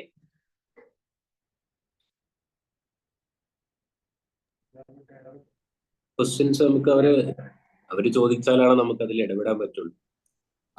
എന്നാല് നമുക്ക് വൈൻഡപ്പ് ചെയ്താലോ? നിങ്ങൾക്ക് ചോദിക്കാനുള്ള ക്വസ്റ്റ്യൻസ് നിങ്ങൾ ധൈര്യസമേതം ചോദിക്കുക എന്നുള്ളതാണ്. സോ അവിടെ നിങ്ങൾ ഹെസിറ്റേറ്റ് ചെയ്യേണ്ട ആവശ്യമില്ല. ഹലോ സാറ്, കേൾക്കുന്നുണ്ടോ? പറഞ്ഞോ. സാർ IFS അല്ലേ എടുത്ത്? സാറിന്റെ ഇത്രത്തോളം ഉള്ള എക്സ്പീരിയൻസ് എങ്ങനെയാണ്? ഏത് സർവീസിലെ എക്സ്പീരിയൻസ് ആണോ പറയുന്നത്? സർവീസിലത് ഞാൻ പ്രിലിംസ് അല്ല, സർവീസിൽ. Service one of the best service ആണ്. പിന്നെ ഞാനൊരു സർവീസിനെ പറ്റി നല്ലത് പറയും, മറ്റു സർവീസിനെ മോശം പറഞ്ഞു കഴിഞ്ഞാൽ നിങ്ങൾ അതിന്റെ പിഞ്ച് ഓഫ് സാൾട്ടോട് എടുത്താൽ മതി. അപ്പൊ എന്റെ ഒരു ബയാസ് അതിലുണ്ടായിരിക്കും. അപ്പൊ ഞാൻ പറയാന്ന് വെച്ചാല്, നിങ്ങൾക്ക് പേഴ്സണൽ ഗ്രോത്ത് നൽകുന്ന ഒരു സർവീസ് ഉണ്ടെന്നുണ്ടെങ്കിൽ അത് ഇന്ത്യൻ പോലീസ് സർവീസാണ്. ഒന്ന്, ഇന്ത്യൻ അഡ്മിനിസ്ട്രേറ്റീവ് സർവീസിലേക്ക് നിങ്ങൾ പോവുകയാണെന്നുണ്ടെങ്കിൽ നിങ്ങൾ ഒന്നുകൂടി ഒരു ജനറലിസ്റ്റ് ആയിട്ടാണ് മാറുക. നിങ്ങൾ അഗ്രികൾച്ചർ ഡിപ്പാർട്ട്മെന്റ് ഉണ്ടാവും, പെട്ടെന്ന് നിങ്ങൾ അഗ്രികൾച്ചർ ഡിപ്പാർട്ട്മെന്റ് എടുത്തിട്ട് ഫിഷറീസ് ഡിപ്പാർട്ട്മെന്റ് എടുത്തിട്ട് പിന്നെ നിങ്ങൾ റവന്യൂ ഡിപ്പാർട്ട്മെന്റ്, ഫൈനാൻസ് ഡിപ്പാർട്ട്മെന്റ്, അങ്ങനെ പിന്നെ കുടുംബശ്രീ, അത് കഴിഞ്ഞ് കഴിഞ്ഞാൽ സപ്ലൈകോന്റെ ചെയർമാൻ. ഇങ്ങനെ നിങ്ങളെ വട്ടം കറക്കുക അല്ലാതെ നിങ്ങൾക്ക് എന്ത് പേഴ്സണൽ ഗ്രോത്ത് നൽകുന്നു എന്നുള്ളൊരു ക്വസ്റ്റ്യൻ ഉണ്ട് IAS. നിങ്ങൾ ഒരു പർട്ടിക്കുലർ അവരുടെ ഏരിയയിൽ എക്സ്പേർട്ട് ആയിട്ടുള്ള ഒരാളെ കാണിച്ചു തരാൻ പറ്റും. ഈ നിങ്ങൾ IAS പറയുന്നുണ്ട്, ഞാൻ വളരെ ക്രിട്ടിസൈസ് ആയിട്ട് പറയാം, ഓരോ സർവീസും ക്രിട്ടിസൈസ് ആയിട്ട് പറയാം. അപ്പൊ നിങ്ങൾ അതിന്റെ പിഞ്ച് ഓഫ് സാൾട്ട് എടുക്കണം ഞാൻ പറഞ്ഞിട്ടുണ്ട്. But come to the Indian foreign സർവീസിലേക്ക് വരുന്ന സമയത്ത് നിങ്ങൾ ഇന്റർനാഷണൽ റിലേഷൻസ് അല്ലെങ്കിൽ ഡിപ്ലോമസി, ഈ പറഞ്ഞ അത് എക്കണോമിക് ഡിപ്ലോമസി ആവട്ടെ, ട്രേഡ് ഡിപ്ലോമസി ആവട്ടെ, പിന്നെ കൾച്ചറൽ ഡിപ്ലോമസി ആവട്ടെ, ഇങ്ങനെ ഓരോ ഏരിയയിൽ നിങ്ങൾ എക്സ്പേർട്ട് ആയിരിക്കണം. അഥവാ നിങ്ങളെ പേഴ്സണലി എൻറിച്ച് ചെയ്യുന്ന ഒരു പ്രോസസ്സാണ് ഇന്ത്യൻ ഫോറിൻ സർവീസിലുള്ളത്. അപ്പം ബേസിക് ആയിട്ട് ഈ ഒരു കാര്യമുണ്ട്. രണ്ടാമത്, നിങ്ങൾക്ക് യാത്ര ചെയ്യാൻ ഇഷ്ടപ്പെടുന്ന ഒരാളാണ്, നിങ്ങൾ അക്കാഡമിക് ആയിട്ട് കുറച്ചും കൂടി ടേസ്റ്റ് ഉള്ള ഒരു വ്യക്തിയാണ്, ഭയങ്കരമായിട്ടുള്ള ഒരു ഓപ്പർച്യൂണിറ്റി നൽകുന്ന ഒരു ഏരിയ ആണ്. കാരണം ഈവൻ നിങ്ങൾ പ്രൊബേഷൻ ആയിരിക്കുന്ന സമയത്ത് പോലും നിങ്ങൾക്ക് ഒരു 35,000K നിങ്ങൾക്ക് ബുക്ക് വായിക്കാൻ വേണ്ടി മാത്രം ഇവർ പ്രൊവൈഡ് ചെയ്യുന്നതാണ് ഇതിന്റെ ഒരു ഇത്. പിന്നെ ഞങ്ങളോട് ഇപ്പോൾ ത്രൂ ഔട്ട് ഞങ്ങൾ തുടങ്ങിയിട്ടുള്ള ഒരു 1.5 month ആയിട്ടുള്ളൂ. ഞങ്ങളോട് ത്രൂ ഔട്ട് ഇവർ പറഞ്ഞുകൊണ്ടിരിക്കുന്ന കാര്യം, നിങ്ങൾ പുറത്തുനിന്നുള്ള സ്കോളേഴ്സ്, അതുപോലെ തന്നെ പർട്ടിക്കുലർ ഏരിയാസ് ഫീൽഡ് ആയിട്ടുള്ള എക്സ്പേർട്ട്, ഇവരുമായിട്ട് നിങ്ങൾ നിരന്തരമായിട്ട് സമ്പർക്കം പുലർത്തണം. അപ്പൊ ഇവരായിട്ട് നമ്മൾ സ്കോളേഴ്സ്, ഇന്റലക്ച്വൽസ് അടക്കമുള്ള അല്ലെങ്കിൽ വിവിധ മേഖലകളിൽ എക്സ്പേർട്ട് കൈവരിച്ച ആൾക്കാരുമായിട്ട് നിങ്ങൾ നെറ്റ്വർക്കുകൾ ഉണ്ടാക്കണം എന്നാണ് പറയുന്നത്. അപ്പൊ അതാണ് വേറൊരു മാറ്റർ എന്ന് പറയുന്നത്. അപ്പം നിങ്ങൾ എപ്പോഴും നെറ്റ്വർക്കുകൾ ഉണ്ടാക്കിക്കൊണ്ടിരിക്കും. പിന്നെ നിങ്ങൾക്ക് യാത്ര ചെയ്യാൻ പറ്റും. മോർ ദാൻ എന്തായാലും നിങ്ങൾ സർവീസ് ചെയ്യുമ്പോൾ മോർ ദാൻ 100 കൺട്രീസിന്റെ മുകളിലേക്ക് നിങ്ങൾ എന്തായാലും നിങ്ങൾക്ക് യാത്ര ചെയ്യാൻ പറ്റും എന്നുള്ളൊരു കാര്യമുണ്ട്. പിന്നെ അതർ പ്രിവിലേജസ് പേർക്സുകളും നിങ്ങൾക്ക് ഉണ്ട്. കമ്പയർഡ് ടു അതർ സർവീസസ് നിങ്ങളുടെ സാലറി ആയാലും പേർക്കുകളായാലും പ്രിവിലേജ് ആയാലും മറ്റു കാര്യങ്ങളൊക്കെ ഇതിൽ എക്സ്ട്രാ അഡീഷണൽ ആണ്. പിന്നെ നമ്മൾ ട്രെയിനിങ്ങിന്റെ ഭാഗത്തേക്ക് വരുന്ന സമയത്ത് നമ്മൾ മീറ്റ് ചെയ്യുന്ന ആൾക്കാരും വല്ല ഹൈ പ്രൊഫൈൽ ആയിട്ടുള്ള ആൾക്കാരായിട്ടാണ് നമ്മൾ ആദ്യം മീറ്റ് ചെയ്യാൻ. ഞങ്ങളുടെ തുടക്കത്തിൽ തന്നെ ഞങ്ങളുടെ ആദ്യത്തെ മീറ്റിംഗ് പറയുന്നത് ഫസ്റ്റ് ഡേ ഫോറിൻ സെക്രട്ടറിയുമായിട്ടുള്ള മീറ്റിംഗ്, സെക്കൻഡ് ഡേ വിദേശകാര്യമന്ത്രി എക്സ്റ്റേണൽ അഫയേഴ്സ് മിനിസ്റ്ററുമായിട്ടുള്ള മീറ്റിംഗ്, തേർഡ് ഡേ പ്രൈം മിനിസ്റ്ററുമായിട്ടുള്ള മീറ്റിംഗ്, ഫോർത്ത് ഡേ അങ്ങനെ നമ്മളെ മീറ്റിംഗ് അങ്ങനെ നമ്മൾ അങ്ങനെ ഓരോ പിന്നെ അതിന്റെ പിറ്റേന്ന് ചെയ്യുന്നത് ഞങ്ങൾക്ക് UN റെപ്രസെന്റേറ്റീവ് രുചിറ കമ്പോസുമായിട്ടുള്ള മീറ്റിംഗ് കോൾ മീറ്റിംഗ്. ഇനി ഞങ്ങൾക്ക് ഇതായിരുന്നു അതിന്റെ ഒരു സ്കെയിൽ എന്ന് പറയുന്നത്. പിന്നെ ഇതിന്റെ ഭാഗമായിട്ട് മിഷൻ അറ്റാച്ച്മെന്റ് ഉണ്ടായിരിക്കും. മിഷൻ അറ്റാച്ച്മെന്റ് നിങ്ങൾക്ക് ഏതെങ്കിലും ഒരു ഡെവലപ്ഡ് കൺട്രീസ്, ഇപ്പം 4 ഏരിയ ഇപ്പൊ ഞങ്ങൾക്ക് നടന്നിട്ടില്ല, ഇനി നടക്കാൻ പോകുന്നേ ഉള്ളൂ. ഒന്നുകിൽ ടോക്കിയോ, വാഷിങ്ടൺ, അല്ലെങ്കിൽ എന്താണ് ബെർലിൻ എന്ന് പറയുന്നത്, ചില പാരീസ് എന്ന് പറയുന്നത് ഇതുവരെ കംപ്ലീറ്റ് ആയിട്ടില്ല. ബെർലിൻ വേണോ പാരീസ് വേണോ എന്ന് ഇതുവരെ ഡിസൈഡ് ആയിട്ടില്ല. ഇങ്ങനെ 4 സ്ഥലങ്ങളിലേക്ക് പറയപ്പെടുന്നുണ്ട്. വൺ തിങ് കെയറോയിലേക്കും പോകുന്നുണ്ട്. അപ്പം ഈ 4 സ്ഥലങ്ങൾക്ക് മിഷൻ അറ്റാച്ച്മെന്റ് ഉണ്ടായിരിക്കും. നേവൽ അറ്റാച്ച്മെന്റ്, ആർമി അറ്റാച്ച്മെന്റ്, പിന്നെ 3 ഫോഴ്സസിന്റെ അറ്റാച്ച്മെന്റ് ഉണ്ടായിരിക്കും. അത് കഴിഞ്ഞ് ഒരു സ്റ്റേറ്റ് അറ്റാച്ച്മെന്റ് ഉണ്ട്. ഈ മാസം അവസാനം ഒരു സ്റ്റേറ്റ് അറ്റാച്ച്മെന്റ് ഉണ്ട്. ഞങ്ങൾക്ക് എല്ലാവർക്കും, എനിക്ക് അലോട്ട് ചെയ്തിരിക്കുന്ന സ്റ്റേറ്റ് എന്ന് പറഞ്ഞാൽ തമിഴ്നാടാണ്. തമിഴ്നാടിൽ ഒരു 1 വീക്ക് അറ്റാച്ച്മെന്റ്. അത് മീൻസ് അത് അവിടുത്തെ ടൂറിസം കൾച്ചർ എങ്ങനെ, അതിലേക്ക് എങ്ങനെ ഇൻവെസ്റ്റ്മെന്റ് കൊണ്ടുവരാം, അവിടുത്തെ പോളിസീസ് എന്തൊക്കെയാണ് നമ്മൾ നോക്കുന്ന അറ്റാച്ച്മെന്റ്. ഇങ്ങനെ ട്രെയിനിങ് പരമായിട്ട് എങ്ങനെ നോക്കിയാലും നിങ്ങളെ എൻറിച്ച് ചെയ്യുന്ന ഒരു സർവീസ് ആണ് ഇത്. വേറെ ഏത് സർവീസിലും ഞാൻ ഒരു സംഭവം കണ്ടിട്ടില്ല. അപ്പം ഈവൻ ഏത് സർവീസിലും സ്വകാര്യമായിട്ട് ഇൻ ടു ദ സർവീസിലേക്ക് വരുന്ന സമയത്ത് ചോദിച്ചാൽ മനസ്സിലാവും. ഇനി ബാക്കി സർവീസുകൾ IAS ആണെങ്കിലും അതിൻ്റെതായിട്ടുള്ള പ്രോസ് ഉണ്ട്, അതിൻ്റെതായിട്ടുള്ള കോൺസ് ഉണ്ട്. ഫോറിൻ സർവീസിനും അതിൻ്റെതായ കോൺസ് ഉണ്ട്. കോൺസ് മീൻസ് ഇതൊരു സർവീസ് ഓഫ് പവർ അല്ല, നിങ്ങൾക്ക് പവർ ഷോ ചെയ്യാനുള്ള ഒരു സർവീസ് അല്ല ഇന്ത്യൻ ഫോറിൻ സർവീസ്. ഇത് സർവീസ് ഓഫ് പെർസുവേഷൻ ആണ്. അപ്പം നിങ്ങൾക്ക് പവർ ഷോ ചെയ്യാൻ വേണ്ടിയിട്ടാണ് നിങ്ങൾ ഉദ്ദേശിക്കണമെന്നുണ്ടെങ്കിൽ നിങ്ങൾ ഇതിലേക്ക് വരേണ്ടതില്ല. നിങ്ങളുടെ ടർഫ് എന്ന് പറയുന്നത് ഒരിക്കലും ഇന്ത്യ അല്ല. ഇന്ത്യ എന്നുള്ള ഈ ടെറിട്ടറി അല്ല നിങ്ങളുടെ ടേഫ് എന്ന് പറയുന്നത്. നിങ്ങളുടെ ടെറിട്ടറി എന്ന് പറഞ്ഞാൽ ഔട്ട്സൈഡ് ഇന്ത്യയാണ്. ഇന്ത്യയുടെ പുറത്താണ് നിങ്ങളുടെ ടേഫ് എന്ന് പറയുന്നത്. അഡ്മിനിസ്ട്രേറ്റീവ് സർവീസ് ആവട്ടെ, പോലീസ് സർവീസ് ആവട്ടെ, മറ്റേത് സർവീസിന്റെയും ടർഫ് എന്ന് പറയുന്നത് ഇന്ത്യയാണ്. ഇന്ത്യയിലെ ഡൊമസ്റ്റിക് ആയിട്ടുള്ള ഏരിയാസ് ആണ് അവരുടെ ടർഫ് എന്ന് പറയുന്നത്. അങ്ങനെ പോയതിന്റെ ഇതുണ്ട്. രണ്ടാമത്തെ കാര്യം വെച്ചാൽ നിങ്ങൾ ചിലപ്പം നിങ്ങളുടെ ഫാമിലി സപ്പോർട്ട് ചെയ്യില്ല എന്നുണ്ടെങ്കിൽ ചിലപ്പോൾ നിങ്ങൾ ചിലപ്പോൾ ലോൺലിനെസ് ചിലപ്പോൾ ഫീൽ ചെയ്യാനുള്ള ഒരു പോസിബിലിറ്റി ഉണ്ട്. അപ്പം ഈ 2 പ്രശ്നം അവിടെ കാണുന്നുണ്ട്. പിന്നെ നിരന്തരമായിട്ട് ട്രാവലിംഗ് നടത്താണ്ടിരിക്കും. അപ്പോൾ ട്രാവലിംഗ് ഇഷ്ടപ്പെടുന്നവർക്ക് മാത്രമേ ഇത് വന്ന കാര്യമുള്ളൂ. Cultural exposure. പിന്നെ നിങ്ങൾ ലാംഗ്വേജ് പഠിക്കാൻ വേണ്ടി പോകണം. അപ്പം കറന്റ് നമുക്ക് കിട്ടുന്ന ലാംഗ്വേജ് ഏതൊക്കെയെന്ന് വെച്ചാൽ French, Chinese, Russian, Arabic, Japanese. അപ്പോൾ ഇത് പഠിക്കാൻ വേണ്ടി നമ്മൾ 2 വർഷം അവിടെ പോയിട്ട് പഠിക്കും. അവിടുത്തെ ഏറ്റവും ബെസ്റ്റ് യൂണിവേഴ്സിറ്റി അല്ലെങ്കിൽ American institute of particular language നമ്മൾ പഠിക്കുക. അവിടെ നമ്മൾ പോയിട്ട് പഠിക്കും. ഇതൊക്കെയാണ് ഫോറിൻ സർവീസ് എന്ന് പറയുന്നത്. പിന്നെ ഡിപ്ലോമസിയാണ്. പിന്നെ ബിഗ് ഡിപ്ലോമസി ഇതിനെ കുറിച്ച് ഞാൻ പറയേണ്ട ആവശ്യമില്ല, എങ്ങനെ അതിന്റെ റോൾ ഉണ്ടാവണം എന്നുള്ളതൊക്കെ. ഫോർ എക്സാമ്പിൾ അമേരിക്കയിലെ മറ്റേ 123 ആക്ട് എന്ന് അല്ലെങ്കിൽ Indo-US ന്യൂക്ലിയർ പാക്ട് അത് സൈൻ ചെയ്യുന്നതിൽ ഇപ്പോഴത്തെ എക്സ്റ്റേണൽ അഫയേഴ്സ് മിനിസ്റ്റർ ആണ് ഉണ്ടായിരുന്നത്. അങ്ങനെ ഓരോ കാര്യങ്ങൾ നിങ്ങൾ നോക്കുക. ഇതൊക്കെ ഭയങ്കര ബിഗ് പൊളിറ്റിക്സിലാണ് നമ്മൾ ഇൻവോൾവ്മെന്റ് ഉണ്ടാവുക. ഇവിടുത്തെ പൊളിറ്റിക്സുമായിട്ട് ബന്ധമല്ല എന്ന് ഞാൻ പറയുന്നില്ല, പക്ഷെ നമുക്ക് കുറച്ചും കൂടി കൺട്രീസ് തമ്മിലുള്ള റിലേഷൻഷിപ്പിലാണ് നമ്മൾ ഫോക്കസ് ചെയ്യുന്നത്.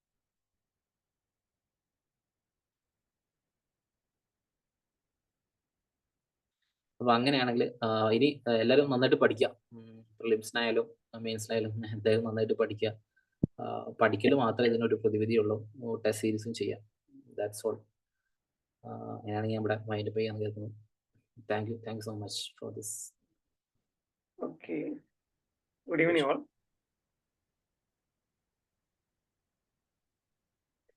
നമ്മുടെ സാറിന്റെ വളരെ വാല്യുബിൾ ആയിട്ടുള്ള സെഷൻസ് നമ്മളിപ്പോൾ കേട്ടിട്ടുണ്ട്. 2025 ഫിലിംസിന് വേണ്ടിയിട്ട് പ്രിപ്പയർ ചെയ്യുന്ന ആളുകൾക്ക് വളരെ ഉപകാരപ്രദമായിട്ടുള്ള ഒരു സെഷനാണ് എന്നുള്ള ഒരു സംശയവുമില്ല. പലർക്കും അവരുടെ പേഴ്സണൽ ആയിട്ടുള്ള ഡൗട്ടുകളും അതുപോലെ സ്ട്രാറ്റജീസും ഈവൻ ഒരു ന്യൂ കമറായിട്ട് വരുന്ന ആളുകൾക്ക് എക്സാം പ്രിപ്പയർ ചെയ്യേണ്ട മെത്തേഡ്സിനെ കുറിച്ചിട്ടും മറ്റുമെല്ലാം നല്ല വിലമതിക്കാനാവാത്ത പല സന്ദേശങ്ങളും ഈ ഒരു സെഷനിൽ നിന്ന് ലഭിക്കുകയുണ്ടായിട്ടുണ്ട്. എന്തായാലും നമ്മുടെ ഇൻസ്റ്റിറ്റ്യൂട്ടിന്റെ ഭാഗമായിക്കൊണ്ടും നമ്മുടെ ടീമിൽ സ്നൈൻ്റെയും നമ്മുടെ സ്റ്റുഡൻസ് കമ്മ്യൂണിറ്റി എല്ലാവരും റെപ്രസെന്റ് ചെയ്തുകൊണ്ട് തന്നെ ഞങ്ങളുടെ ഒരു ഗ്രാറ്റിറ്റ്യൂഡ് ഫസൽ സാറിനും ഇതിൽ പങ്കെടുത്തിട്ടുള്ള നമ്മുടെ എല്ലാ കമ്മ്യൂണിറ്റിയിൽപ്പെട്ടുള്ള ആളുകൾക്കും എല്ലാം അറിയിക്കുകയാണ്. അതിനോടൊപ്പം തന്നെ നമ്മുടെ ടെസ്റ്റ് സീരീസ് നമ്മൾ സ്റ്റാർട്ട് ചെയ്യുന്നുണ്ട്. 24 ടെസ്റ്റ് സീരീസുകളാണ് നമ്മൾ പ്ലാൻ ചെയ്തിട്ടുള്ളത്. ഈ മാസം 20 തുടങ്ങിയിട്ട് മെയ് 1 വരെ ലോഞ്ച് ചെയ്യുന്ന രീതിയിൽ ഫുൾ ടെസ്റ്റുകളായിട്ടാണ് പ്ലാൻ ചെയ്തിട്ടുള്ളത്. അപ്പൊ എല്ലാവർക്കും ഓഫ്ലൈൻ ആയിട്ട് ഇവിടെ വന്ന് എഴുതാൻ പറ്റുന്ന എല്ലാവർക്കും ഫ്രീ ഓഫ് കോസ്റ്റിൽ നമ്മൾ എന്ത് ചെയ്യുന്ന ടെസ്റ്റ് സീരീസ് അവൈൽ ചെയ്യുന്നുണ്ട്. അപ്പൊ നിങ്ങളുടെ അറിവിലോ പരിചയത്തിലൊക്കെ ഓഫ്ലൈൻ ആയിട്ട് ഇവിടെ വന്ന് എഴുതാൻ പറ്റുന്ന ആളുകൾ ഉണ്ടെന്നുണ്ടെങ്കിൽ അവർക്ക് നിങ്ങൾക്ക് അത് അറിയിക്കാവുന്നതാണ്. അതിന് വേണ്ടിയിട്ടുള്ള ഒരു പോസ്റ്റർ നമ്മുടെ അക്കാദമിയുടെ വാട്സപ്പിലൂടെയും അല്ലാതെയൊക്കെ ആയിട്ട് നിങ്ങളിലേക്ക് എത്തും. അപ്പൊ അതിൽ തന്നെ അപ്ലൈ ചെയ്യാനുള്ള ലിങ്കുകളും ഉണ്ടായിരിക്കും. അപ്പോൾ അതുമായി ഇനി സാറിനോട് ഡൗട്ടുകളോ മറ്റു കാര്യങ്ങളൊന്നും ചോദിക്കാൻ ഉണ്ടാവില്ല എന്ന് മനസ്സിലാക്കുന്നു. അതുകൊണ്ട് നമ്മുടെ പരിപാടിയിൽ പങ്കെടുത്തതിന്റെ ഭാഗമായിട്ട് നമ്മുടെ ടീമിൽ സ്നൈയുടെ ഒരു ഗ്രാറ്റിറ്റ്യൂഡ് സാറിനോടും എല്ലാവരോടും ഒരിക്കൽ കൂടി അർപ്പിക്കുന്നതോടൊപ്പം ഈ പരിപാടി അവസാനിച്ചതായിട്ട് അറിയിക്കുകയും ചെയ്യുന്നു. Thank you very much.